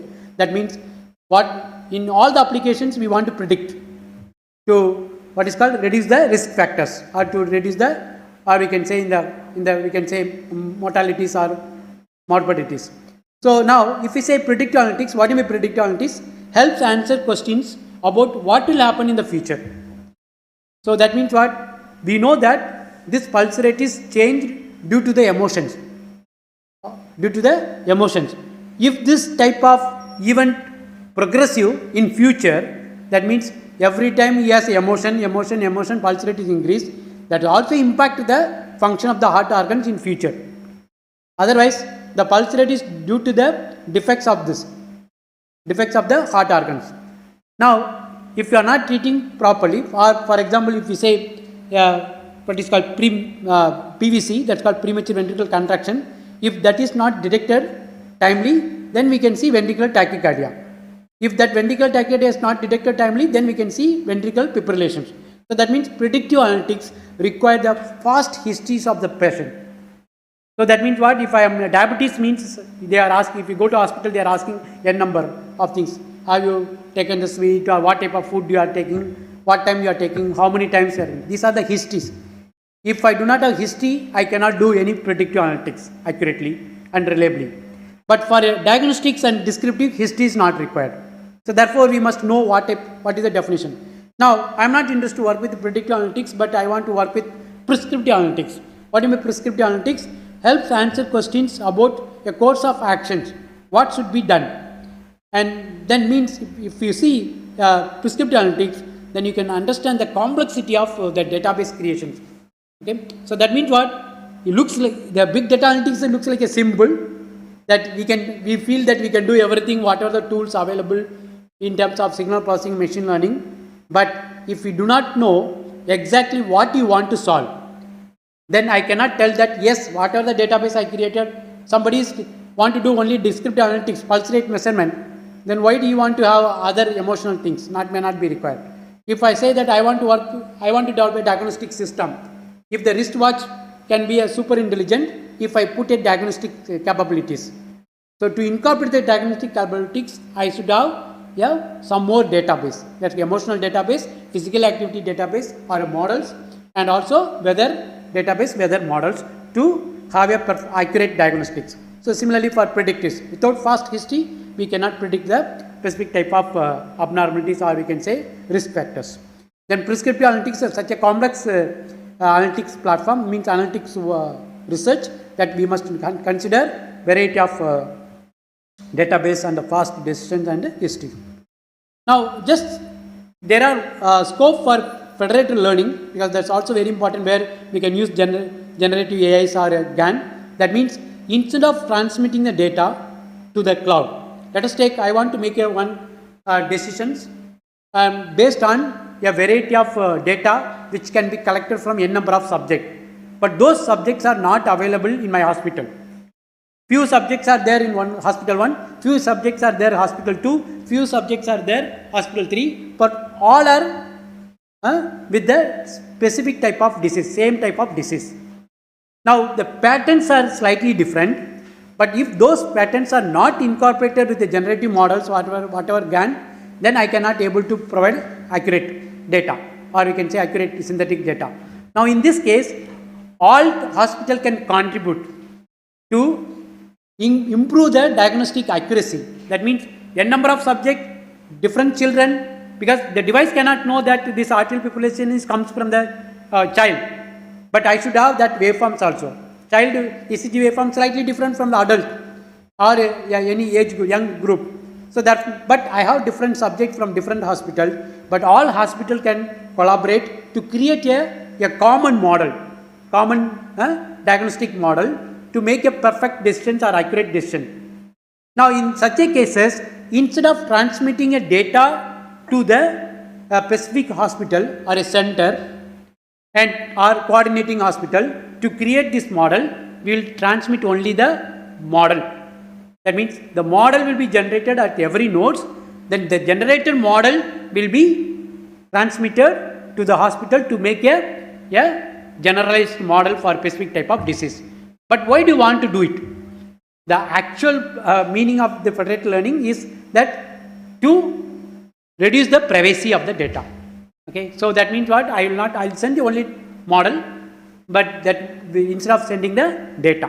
That's the one. But there are a number of advantages.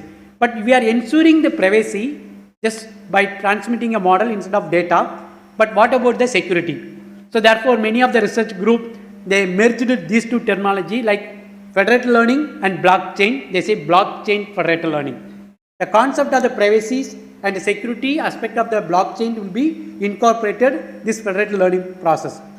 So this is another application of the generative models. That means we must have a deep learning model which can generate a model at the node level for specific data. Then the generated model will be shared, and then you will have a different kinds of weights concept to have a what is called disease specific model by incorporating all variants of the signals with a different subject. That is not possible for a healthcare application. Therefore, it's a kind of a cloud sourcing. Okay, so this is also one of the application of the generative models. Now, before moving to this generative models, we must know few terminologies. That these are the terminologies like LLM model. So many people are using LLM. You will get more job opportunities if you learn from this. They open the platform to create a model. But these type of models will be more effective for most of the entertainment applications, or we can say to create a text, to create a font, to create images, to create a posters, to create a fruits, to create animals, to create a movie, to create a what is called some model which can tell the story for a given what is called theme. So for such applications, we can get more accurate result or acceptable result, because there is no critical evaluation. If something scene is given, some stories what is called generated from this type of LLM model, you may accept, I may accept, somebody may not accept, they will say that it should be like this. But still, suggestions are given, feedbacks are given, but those generated results not harmful for making a final decision, which is important for critical system. Therefore, we have to be more careful when you want to adopt this type of LLM model for a medical application. You can find LLM model. What do you mean LLM model? They say use a large scale model, but for a same disease, for a different disease, you will find the same kinds of symptoms. When you Google it, okay, they say vomiting, headache, drowsiness. So the same thing is there for different diseases also. Now, what is the distinct features or distinct symptoms which will be more relevant to specific type of disease? That will be challenging. Now, such LLMs are open to collect all the data available in public. Then the public data or open source data are not authenticated, and still it follows all the LLM model concept of n-gram, bigram, all this thing. It always generated data. That you can see from many of the cases. That means basically if same information it's a probabilities. If somebody asks a question, and for the same questions some 10 wrong answers and 3 incorrect, or we can say correct answers. Now what is the decision from this type of LLM? Do we have any intervention? Let's say sometimes they say AI co-scientist. Do we have somebody or human in loop to cross verify the definition of a time invariant which is published by many people? So now that means what? We should know Are we going to develop this type of generative models which can collect the data from internet to recommend, yes, if you have headache, take this medicine or use these drugs? Now it will be very challenging. So therefore they say we have to incorporate ethics AI, or we can say external AI. So this is a very important. So LLM has huge applications. So not good for a critical system analysis. Then while small language models focus on specialized tasks with a less data, that will be better than LLM model also. And then we must know what in by RAG, that's called retrieval augmented generation, which is most important. Then what in by AI agents, use generative AI to autonomously perform tasks such as writing or research paper. Now very interestingly, if you give a title, you will get a paper. It's not a new idea. So before what's called talking about this paper generation from ChatGPT, there are top universities, they have software. So if you give a title, you will give a complete paper and it gives some results. And this, if you give diagram, it will give the caption text for that diagram. You can, but you can also create, because writing the research paper may not require such a LLM model, because what you will write, the method is presented, the method is proposed, the method is investigated, the method is studied. It's a simpler table source, table demonstrate, evaluation prove that. These are standard. So with a small set of rules, you can also generate a paper. If you give data, if you give a graph, you can take, you should have some kind of intelligent is for a given table. If the number is 80 is higher than this, you will write that. The method has this much accuracy, better than this 25%. That is called intelligent. Instead of just generating a sentence based on the table, and if you can make a comparative statement, yes, there is a 80, 60. The 80 is your method, 60 is this. Then if they can extract that 80 and 60 and find what is the difference, so 80 minus 60, if you may convert, how much is the improvement that got it. So this is called intelligent part, when you can add to your this type of what is called agent based text generation. Then convolutional neural networks, it's well known that it's used for classification and predictions, or you can say that detection. And then we have other deep neural networks. Among different deep neural networks, RN is also most popular. It is used for analysis of the sequential data, which is most important for NLP, because you can see the phonetic variations if you can model. So it's basically it is useful for analysis of a sequential data. Then we have LSTM, bidirectional LSTM. Similarly, we have GRU. There are a number of neural networks, deep neural networks, that can be used for a different application. But in the real world scenario, you have two things. One is the detection and classification. Another one is a sequence data processing. That's very important. So based on the what is called connection of the sequence, or you can say phonetic sounds or a time series, you can predict what will be the future. Okay. So in such a cases, we must know what type of neural networks that will be used from the deep. Now I just briefly introduce the generative adversarial neural networks, particularly networks. So it has two parts. One is called generator, another is called discriminator. The generator we can say that captures the true data distributions to generate a new data.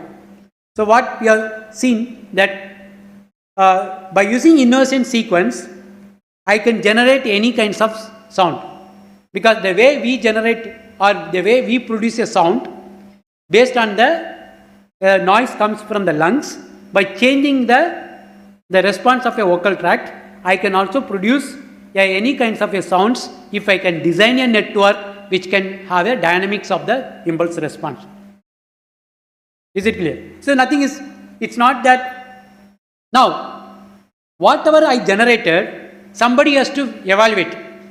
Yes, I use the lungs which produces sound, then I want to speak A, but due to some defects of my speech production system or unconscious or some brain problem, I am not able to utter A, but still I am feeling to utter A, but it produces sound that is not A, or it's or I can say distorted A, or it will be B. You can find sometimes some people will have problems with speech productions. They want to speak, but they cannot speak the same sound, but lung source is same. So in such a cases, somebody has to verify whether this thought process of A is produced by the generator of the speech production system or not. So you have to bring some human expert to verify it. Now, how do you verify it in this case? Yes, I can do verifications. It's called pronunciation. Or I can say, I know what will be the formants for a sound A. What are the sounds that comes from a generator, human generator, speech production system. I'll extract the formants. I will not consider the pitch because it's not important for this application.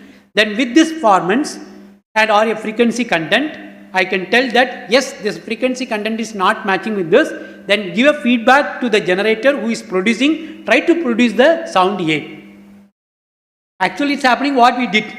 Okay, same things only is adopted here. But here, it's not a human example, it's a two electronic system only. So one is called generator, is one architecture, discriminator is another architecture. What type of metrics that will be used to evaluate the quality of the data that generate, which can be exactly the real world data. Now I consider only sound A. Now I produce the sound A, but there are two important metrics that need to be evaluated. One is called intelligibility, another one is called naturalness. Now whatever I am speaking, you are able to get it, that sound A, but naturalness is not good from my speech because I'm not producing a natural speech because of my different parts of the organs, or you can say muscles. I'm not able to produce sound A exactly.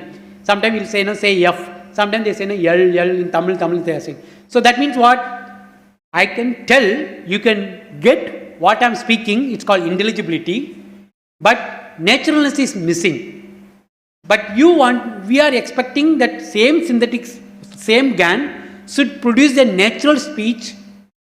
Okay, natural speech. That means what? I should incorporate two important metrics: intelligibility metrics and also naturalness evaluation metrics. So this is one of the example. It's applicable for any of the real world domain. Okay, so that's a very important. That what are the metrics that will be incorporated? Okay, in a group. Now I just evaluated metrics, or you do not give any feedback. I am speaking something suggestions. It's not exactly intelligibility. You can see the presence of intelligibility, but it's not good with the naturalness. You are not giving any feedback. I cannot correct it.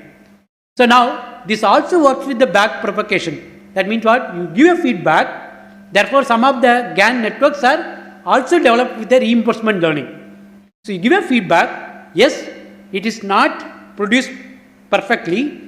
Now, if I tell that your formant of this A is not good, so you try to control the formant, I am not expert because I am a common man. I do not know what is formant, how to, what is called, modulate it. Then if you give picture or video of this, yes, you have to speak like this, then only you can produce this sound with a high intelligibility and naturalness. That's called pronunciation. Most of the foreign country kids are having this problem. But at least in India, I have found it's better because the vocal production system is somewhat distorted in birthwise. So the pronunciation become most popular research in the country, in the rest of the countries. So now you can understand that feedback has to be given. Now this is the formant correction I have to do. That means what? My GAN architecture should have capability of, yes, it is still discriminative. That means what? I am not able to discriminate from the real with the synthetically generated by the generator by the discriminator. Then I should have continued this loop, change this formant, produce it. So in this way we are creating a model. Okay, create a model. It's exactly derived from how we speak and how we give a feedback and improve the pronunciation. So that's very important. Otherwise, if you really see the different parts of the GAN, it's only generator and discriminator. In both generator and discriminator, we are going to adopt the same architectures what we have done with the convolution layer, patch normalization, dropout, everything will be adopted. Now, what is our role? I know how to use convolution neural network. That will be a part of your generator. I can use convolution neural network for a discriminator. But what is my role? My role is who will create a real images, real signals. That's very important. What type of loss metrics that need to be adopted. Now, depending on the applications, They just made a variance of a GAN. I have taken from one of the research paper that is called style GAN, okay, pro GAN, okay, then RC GAN, style GAN. It's a different GAN, depends on the application. Okay, I'll show what are the applications in the next few slides.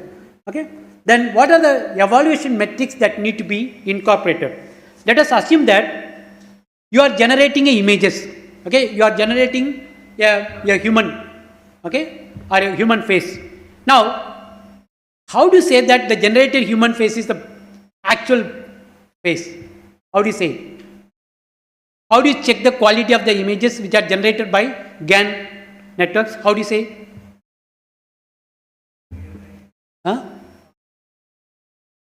Comparison with the real-time images. But in practical, I don't know any reference. So whatever image quality assessment or video quality assessment that we done, always have a reference. But you will find some of the research work in the group of Professor A.C. Bowick, Alan C. Bowick, that's called image quality assessment, video quality assessment without references. They try to model HVS. Okay, what contrast, brightness, edges, details. Now, in a realistic case, who will evaluate the synthetic images generated by that? That's the critical questions. Okay, who will evaluate? Since we are not giving importance to this type of evaluations for all kinds of stories telling machines, animations, movies, but that need to be considered when you develop what is called critical system development based on the generative models. That's very important. So what type of metrics that need to be validated? Yes, it generated ECG. How do you know that is a perfect ECG for this? So that's a very important point that we need to consider. These are few applications that you have. This side is a horse, then you want to get the zebra. There are very interesting good applications, but it is generated. There are minute variations in the what is called generated images, which is not harmful for me because I want to just replace horse with what is called zebra. That's all. But how much resolutions, what contrast, that variations, that is most important for critical system development. Now, what are the different applications which again, the way we want to know the definition for different groups of big data analytics, we must know the application. For what applications we want to use this GAN networks and its variants, then we can understand the complexity. The first one is called image generations. I shown few generated images. That is called to produce high resolution realistic images of objects, scenes and people. Now this will be a biggest problem in practical cases. If some system is generating my images, but tomorrow we do not know whether exactly that person is at that locations or it's a real or duplicate. That's why they say fake face detection. But fake face is also generated by the model, but we are trying to use another model to check that fake face. It's a very interesting research. Okay, it's not possible. Okay, so similarly, image to image translation is also very interesting applications, and for all entertainment. Then face aging, it's very important for recognizing a facial biometric system. When you want to develop a facial biometrics, we have very good application. That means over the period of time for a given subject, that's very important. You can have aging. Yes, that is possible. You will not get 100% accuracy in the generation, but you may get improved accuracy in the recognition. There is a image in painting. This is very interesting problem. When you digitize the old images, and you will find some lines in the image, or you can say scratch, or old movies. When you see it, you will see the lines. Now, those lines need to be removed. The best way to remove is called sparse representation. By using sparse representation concept, you can remove what is called the lines in the images. It's called image in painting. Similarly, some clicks in the audio that can be removed by using sparse representation. That's called audio in painting. Now, instead of using what is called well-proven signal processing techniques, I want to use GAN. Yes, we can generate it, but you will get what is called in-painted images, but still we need to know that is there any missing part or is there any additional part that is introduced by the in-painting algorithm, which are imprinted images generated by using GAN network. So who will evaluate? There is no proof. That's why you will find there are groups with the explainable AI or with a statistical model. Or you can also see that we have conducted one of the study for faces. If you have many objects, suddenly if you look at, you will find a human face with the composition of the many objects. Now, as a person, I can know it, but how do you expect that the system can do that job? So that's one of the interesting effect. But again, the Microsoft team recently introduced, yes, we'll do statistical analysis. So that means what? Whatever image that I generated, again I'll go for statistical analysis. I'll try to see for this statistical information of the generated images, it will not be a real image, it's a composition of this. So that's called explainable. Okay, that's also very important. Now, it's a brief introductions to the GAN networks. These are the things, I'll share the slide, you can go through. The thing is that we have to construct what is called generator network. So that still includes the convolution layers, and there are different type of deep learning networks that you can use. Then it has a random input generator network, which transforms the random input into a data instance. Same thing, the noise. Okay, you use a random noise, you can produce any signal. Same thing, you give a random what is called random noise in a 2D matrix, you can generate an image. So that is called compressed sensing concept. The output of the compressed sensing with the random binary sensing, or we can say random Gaussian sensing matrix, will be looks like a noise only. You cannot know what is that. That's why compressed imaging is called incurrent encrypted compression technique. So the output of the compressed imaging will be the encrypted data, encrypted compressed data. So you looks like a noise, but still you can reproduce it. So that is based on the sparse recovery algorithm.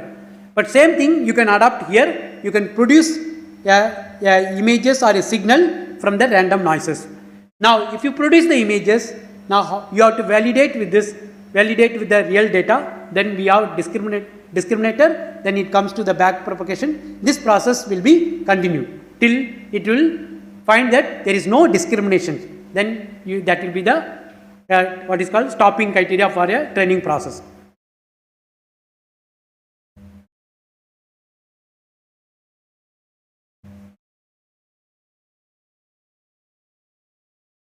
Yeah, these are different types of GANs that it has.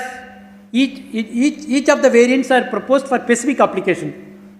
So, but it has some limitations. Something is started with vanilla GANs, then deep convolutional, conditional. The conditional one, they introduced one conditional block, what I discussed in the morning. That means you can have check qualities. Okay, for example, it should be a cyclostationary. That means I can have different metrics, and before feeding to your generator from the what is called discriminator. So, and based on the application also, if I construct a GAN for improving the what is called resolution of the image, super resolution. So super resolution images can be obtained by using sparse recovery algorithm also. So sometimes we have studied autoencoders. So what is the autoencoders? It's also similar to this is also part of the neural networks, but it will what will do autoencoders? Before this all GAN, everyone works with the autoencoders, variational autoencoders. The purpose is that it will compress and reconstruct. Autoencoders means instead of what we have done, that we try to compress the signal and images based on the basis function, which are generated based on the elementary waveforms generated from the basis function. I will generate a realistic waveforms. Then real world patterns will be stored in a code book. Okay. Then I'll use that one to compress the actual input. When I want to do the compression, I'll use the same thing for a reconstruction. But in the GAN, similar neural network, but it will synthetically generate. where in the autoencoder we say it's a reconstruct. So that's called like a lookup table. So I can have different patterns. I can produce. Same thing is adopted in a speech coding, the vector quantization. It's a code book, and you can generate your desired speech with a lower resolution of the code book. Then that's called, if some information that need to be given in addition to generation of the image, that's called InfoGAN. So you can develop your own GAN based on the compressed sensing or data resolutions in the applications, and by changing the number of layers and patch normalization activation function, and you have to prove that yes, this GAN architectures, or we can say that your proposed architecture can be useful for a specific type of application.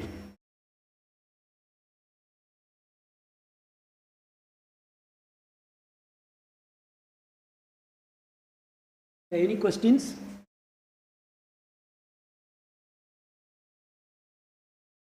Actually, the thing is, the GAN is not a big one. It's a very small two concept: generator and discriminator. What we studied, how you make a loop, and what type of metrics and loss functions used for checking this information, missing information.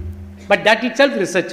I did not show that. Many people have proposed different evaluation, different metrics to evaluate to develop a discriminator. But you can adapt what you studied. Obviously, that is part of the CNN. But here also, that like we studied cross correlation, and that can be incorporated also. How do you say that particular biomedical, if I use cross correlation, will not be useful? Because small variation in the P wave, but still cross correlation will get 99.99. Here's average metrics. Now, small variation in the P wave needs to be captured by the metrics which is incorporated in the discriminator. That is self research. Yeah. Any questions? Otherwise, I will conclude.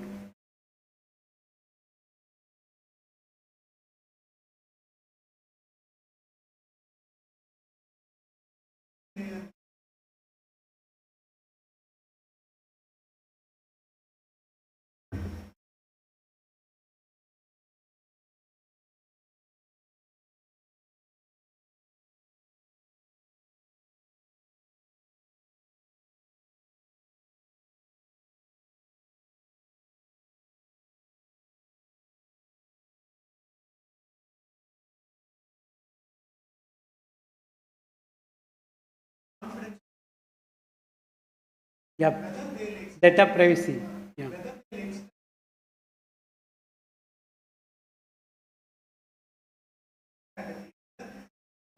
You know, I think you are recording. I'll tell the open blog. Google is doing. Yeah. So what I'm saying, as per norms, they should not leak the data. They can store it. They may use it, but they should not leak the data.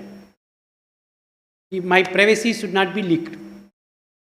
If somebody comes to know that I am highly diabetes, then in my society, so that data should not be leaked. That's why many people are working with the security aspect of the data. So that should not be leaked. But they can use it. But they are wrongly using it in the sense that somebody has to validate your data. That is not. You see, Google itself doing. No, initially when they started a Gmail, and everyone thinks that it's a free, then later stage is suggested your sentence is not correct.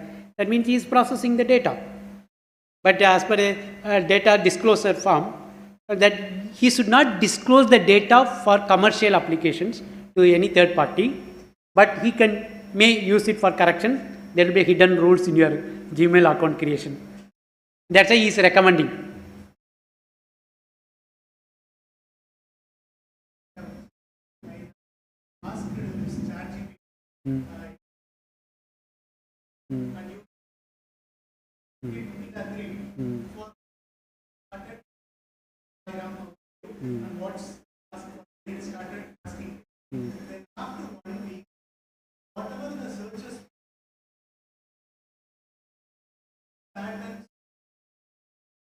Based on research, I asked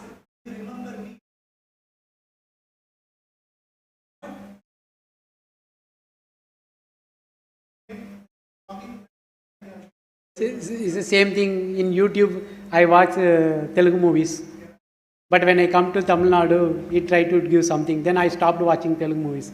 So all are history. That's why they told generative AI. Sometimes our expectations are different, may not meet that are generated by this. How do you say that my expectation is different or more? Because I know it. There are many common men. They do not know what is expectation. No? How do you say that this is wrong? How do I say that the pulse rate generated by this one is not good for clinical study?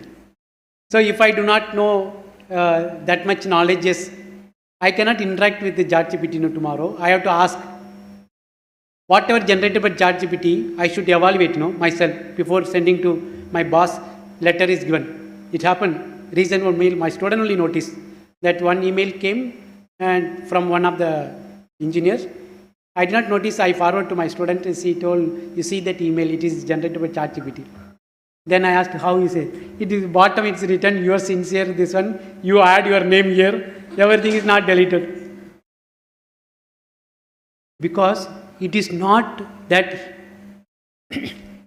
it's absence of mind. Absence of mind.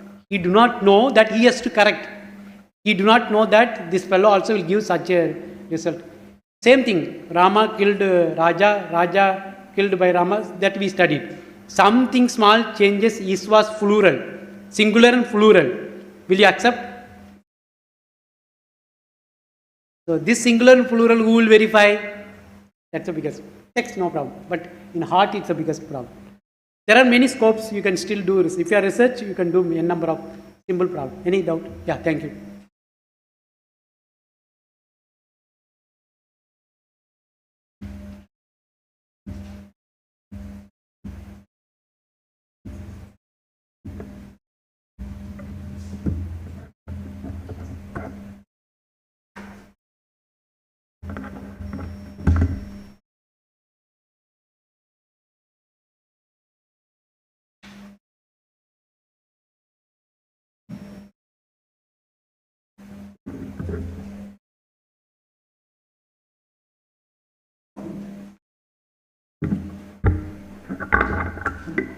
Greetings of the day to our present over here. It's my honor to extend our heartfelt vote of thanks to our esteemed resource person, Dr. Mahalingam sir, for enlightening our session with the generative AI with a special focus on image and signal processing, especially GAN networks and their applications. Thank you very much, sir.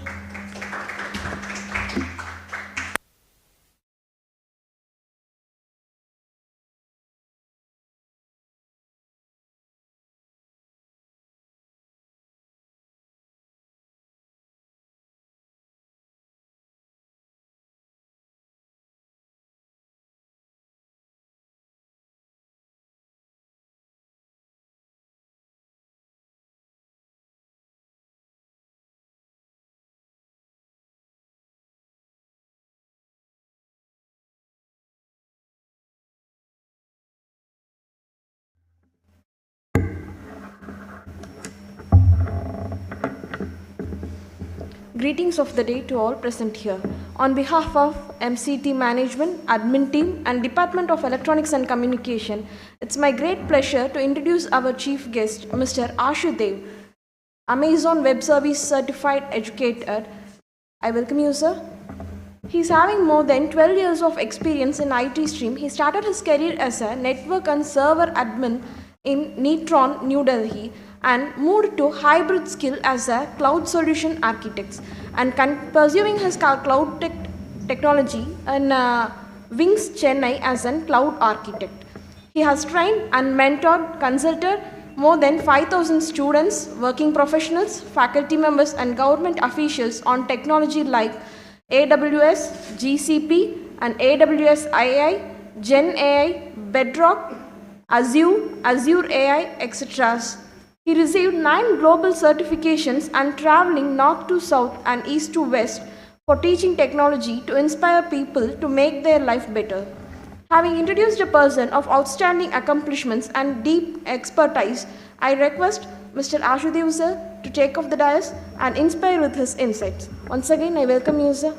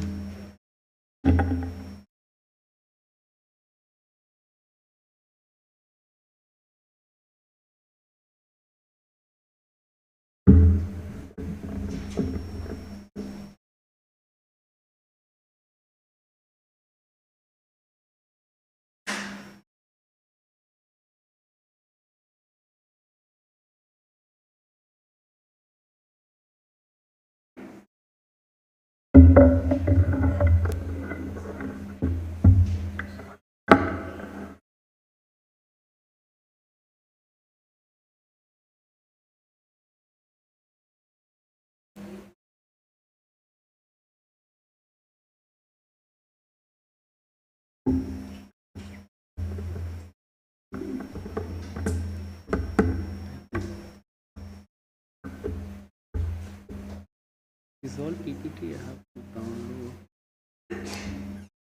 Okay.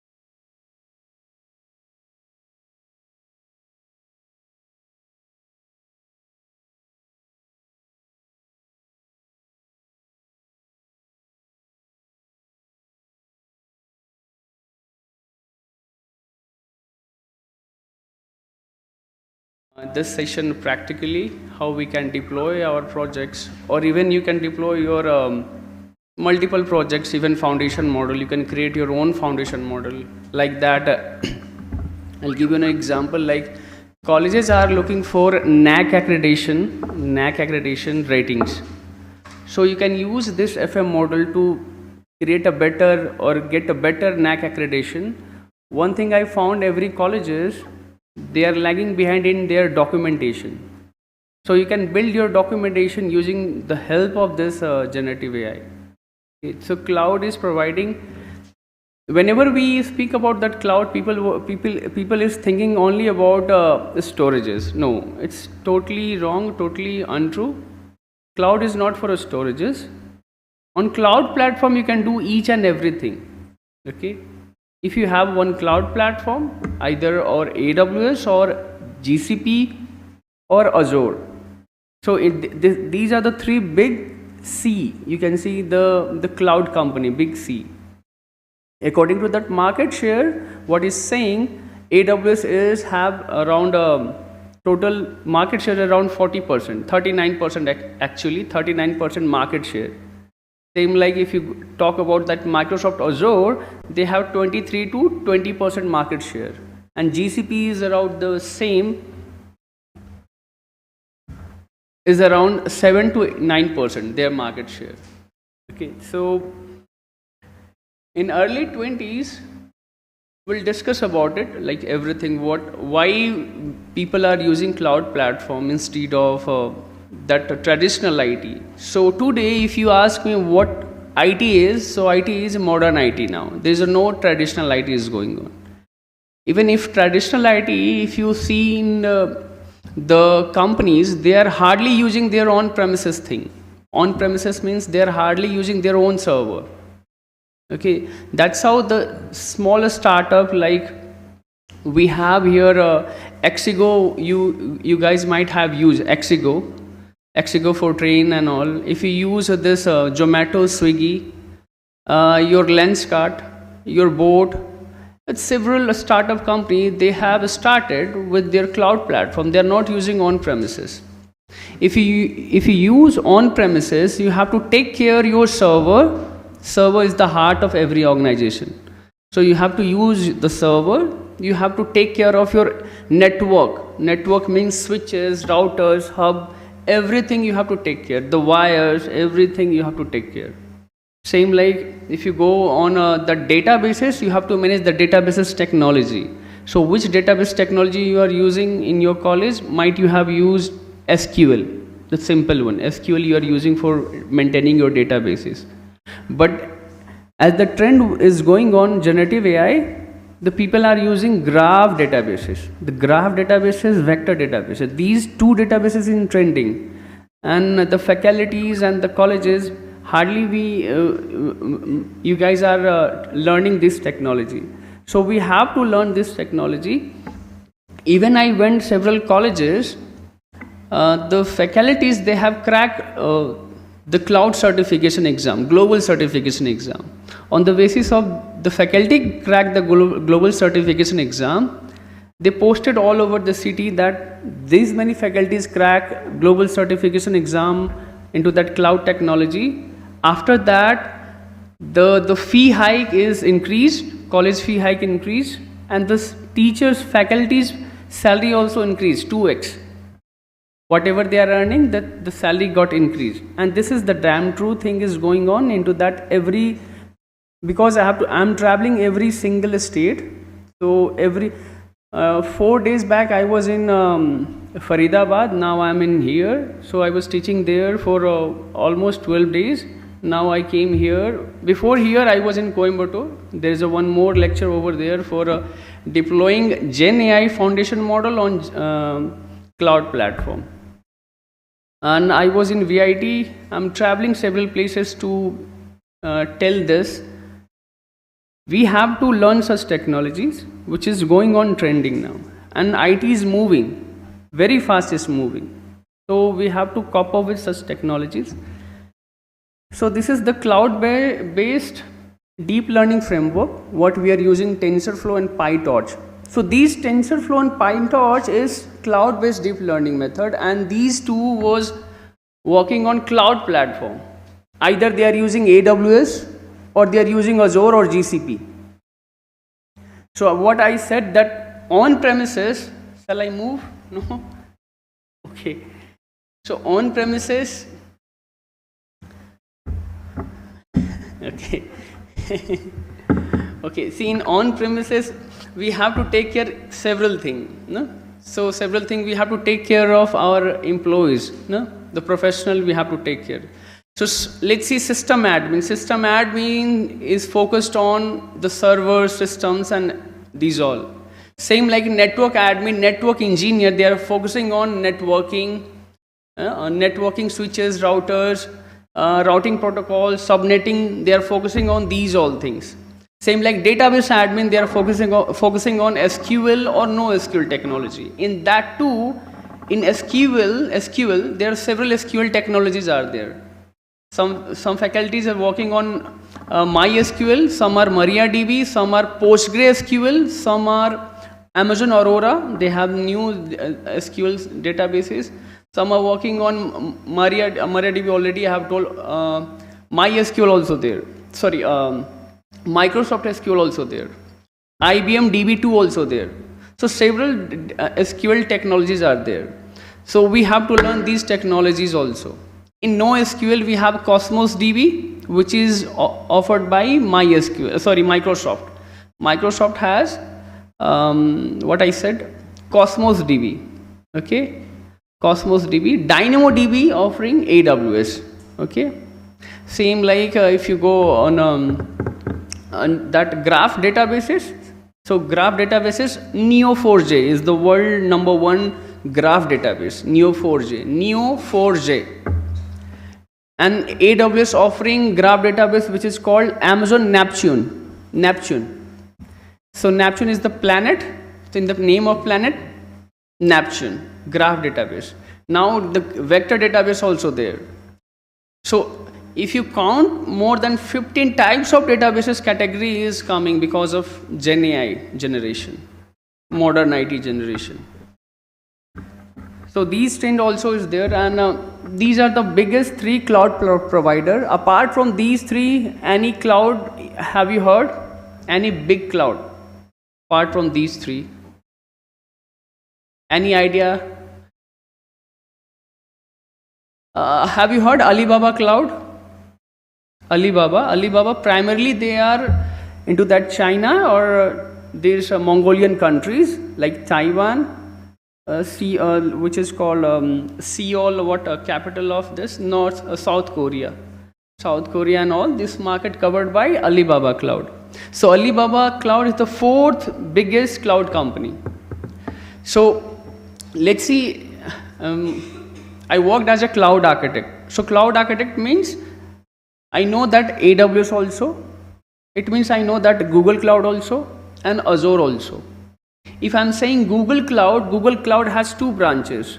One is G Suite if you heard of, from where we are getting Gmail, Photo, Drive comes under G Suite, SUITE. And other is GCP, Google Cloud Platform. In that you will get your infrastructure as a services or platform as a services, GCP. Microsoft Azure, they have also 2 things. One is Microsoft 365 product and Microsoft Azure. So Microsoft Azure primarily focusing on cloud facilities. If I'm saying cloud facilities or AWS, if I'm saying you can do each and everything without going any random places. You just choose one cloud platform which is suitable for you, and you can do each and everything, every single project you can run on cloud platform. They will provide you compute power, they will provide you databases, no SQL databases, they will provide you storages, they will provide you networking, security. The major concern of this IT right now. Security is the very big concern. Recently in December, AWS reInvent happened. I know you guys are feeling bored. I can see your faces, but Hope sir provide tea and coffee. Uh, Here we can have it. Okay, so AWS reInvent, Matt Garman, he is focusing on AWS reInvent only the security part. In that security too, I can say cloud security.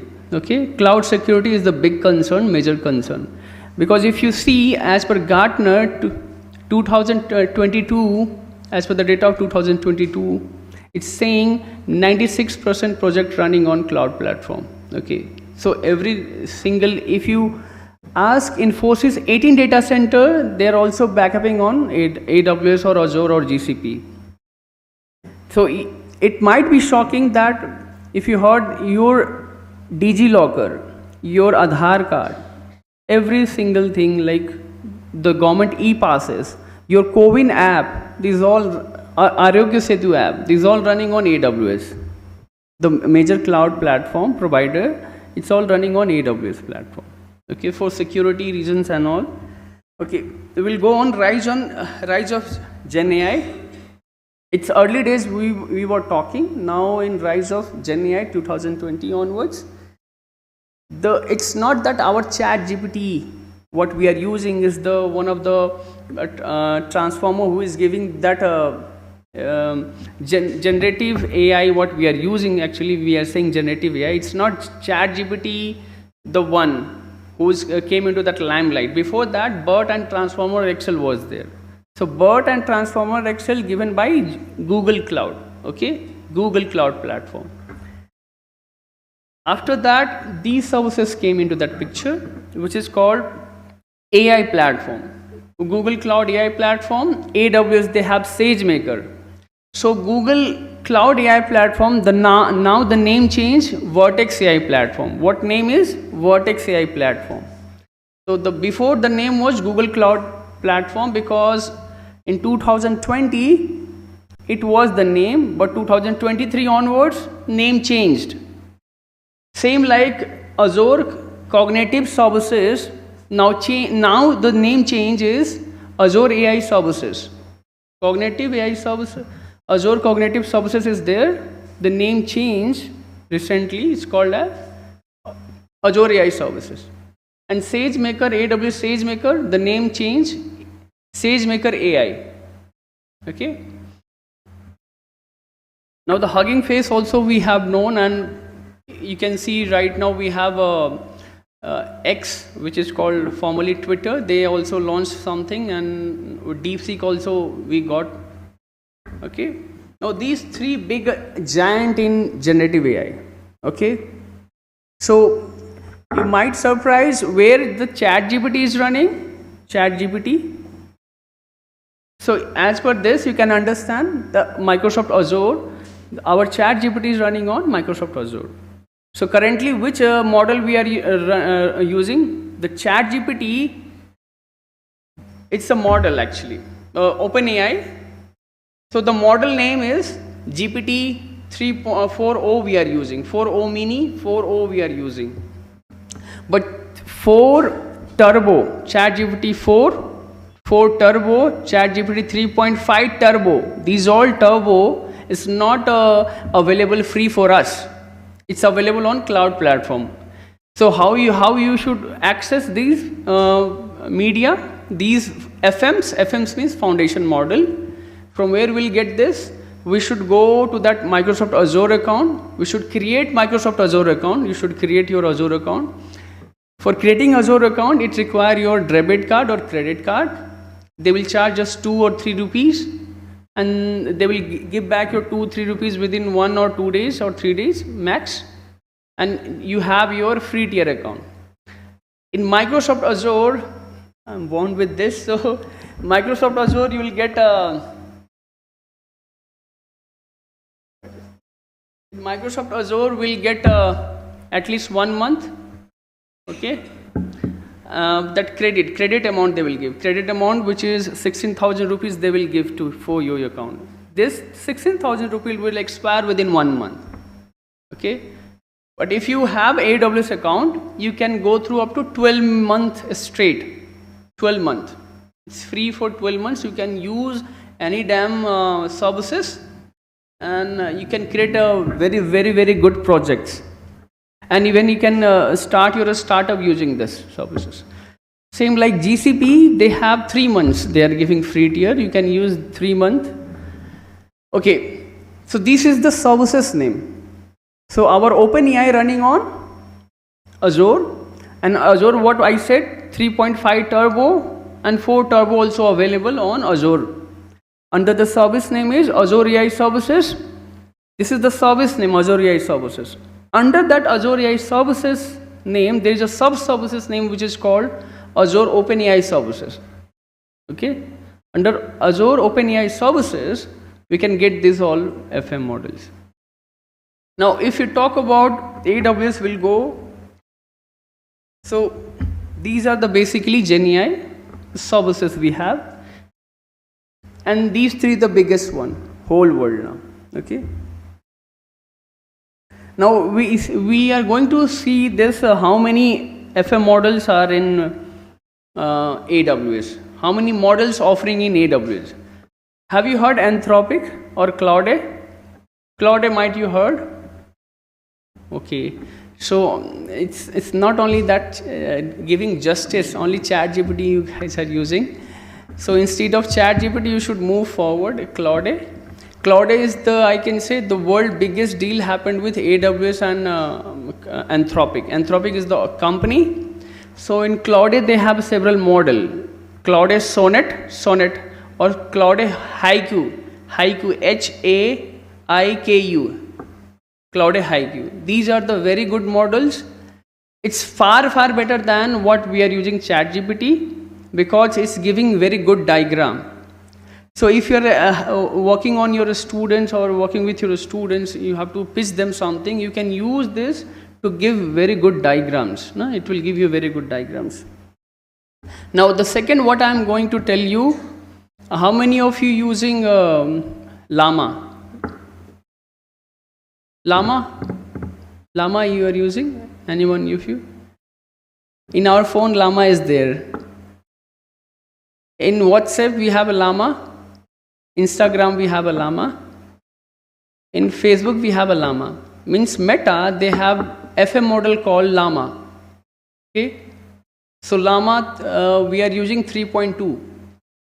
3.2 we are using, and we don't know 3.2 which one we are using. So 3.2 3B instruct we are using. 3B instruct. Okay. So it's instruct means it's instructing us. Okay, but whatever you ask, it will instruct. So it is called Llama 3.2 instruct. Now if you using AWS platform, they have this second model which is called Titan. Microsoft Azure, they have one foundation model which is called OpenAI model. But in AWS, right now we got two. One is Cloud and Titan. This is Llama I am talking. So Llama, the Meta one, in AWS platform, if you have AWS account, you will get a 3.3. 3.3 is not available. You can just go on your WhatsApp, check Llama 3.2. Okay, you got it. But in AWS, you will get 3.3, and that too 70B instruct you will get. 70B. Llama 70B instruct you will get. And that 17B instruct, it will blow your mind according to the results. Okay. Now we have a Mistral AI also there. So as of now, 4 FM models available: Stability AI, Cohere, and AI21 Labs. These 7 FM models are available on AWS. Now you might ask, what about these 2 new giant? One already DeepSeek came now. So government of Telangana banned in using this DeepSeek in their state. Several other states also they are banning this DeepSeek. In AWS platform you will get this also. How you will get it? You should go on their model access. I'll show you the practical way. So that we'll get into that. In that we'll get it done. Where DeepSeek, what I was talking about. Okay. So we are running out of time, ma'am. No, no. 1 o'clock break is there. Lunch. Okay. After lunch we'll continue then. Okay. So the service name is Bedrock. Amazon Bedrock. So it's coming under machine learning services of AWS. Under the bracket of machine learning services, this will get Amazon Bedrock. In Amazon Bedrock, we have 7 models are available, and you can use these 7 models for your projects, your machine learning projects and all. If you ask for giving such results, what kind of compute power they are using? So I can say they are using NVIDIA. Okay, NVIDIA. So NVIDIA, if you want to use new one, so they have the latest NVIDIA available, which is not available in any cloud platform, which is called P5N, P5EN. So you can say PyN, P5EN. So P5N, okay, ma'am. Okay, ma'am. 2 minutes. Okay. Lunch we can start. Okay. So this Bedrock is very, very massive. It's already I said the biggest deal they have done with Anthropic. There is something called ELO rating system. Tamil Nadu people familiar with ELO. If every Tamilian is proud of it, ELO. No? So the chess team, our chess players, they are making history from Tamil Nadu. They are only origin. I forgot his name actually. So Murugesh, Murugesh is there, and Yogesh also there. So ELO is rating system. According to that ELO rating system, the chess player are getting ranking first or second or third. Same like our GPT also getting ranking according to that ELO system. So I'll have this data. So we'll see in the second half. Okay. Thank you for now, online people. We'll see you after the break now. Thank you.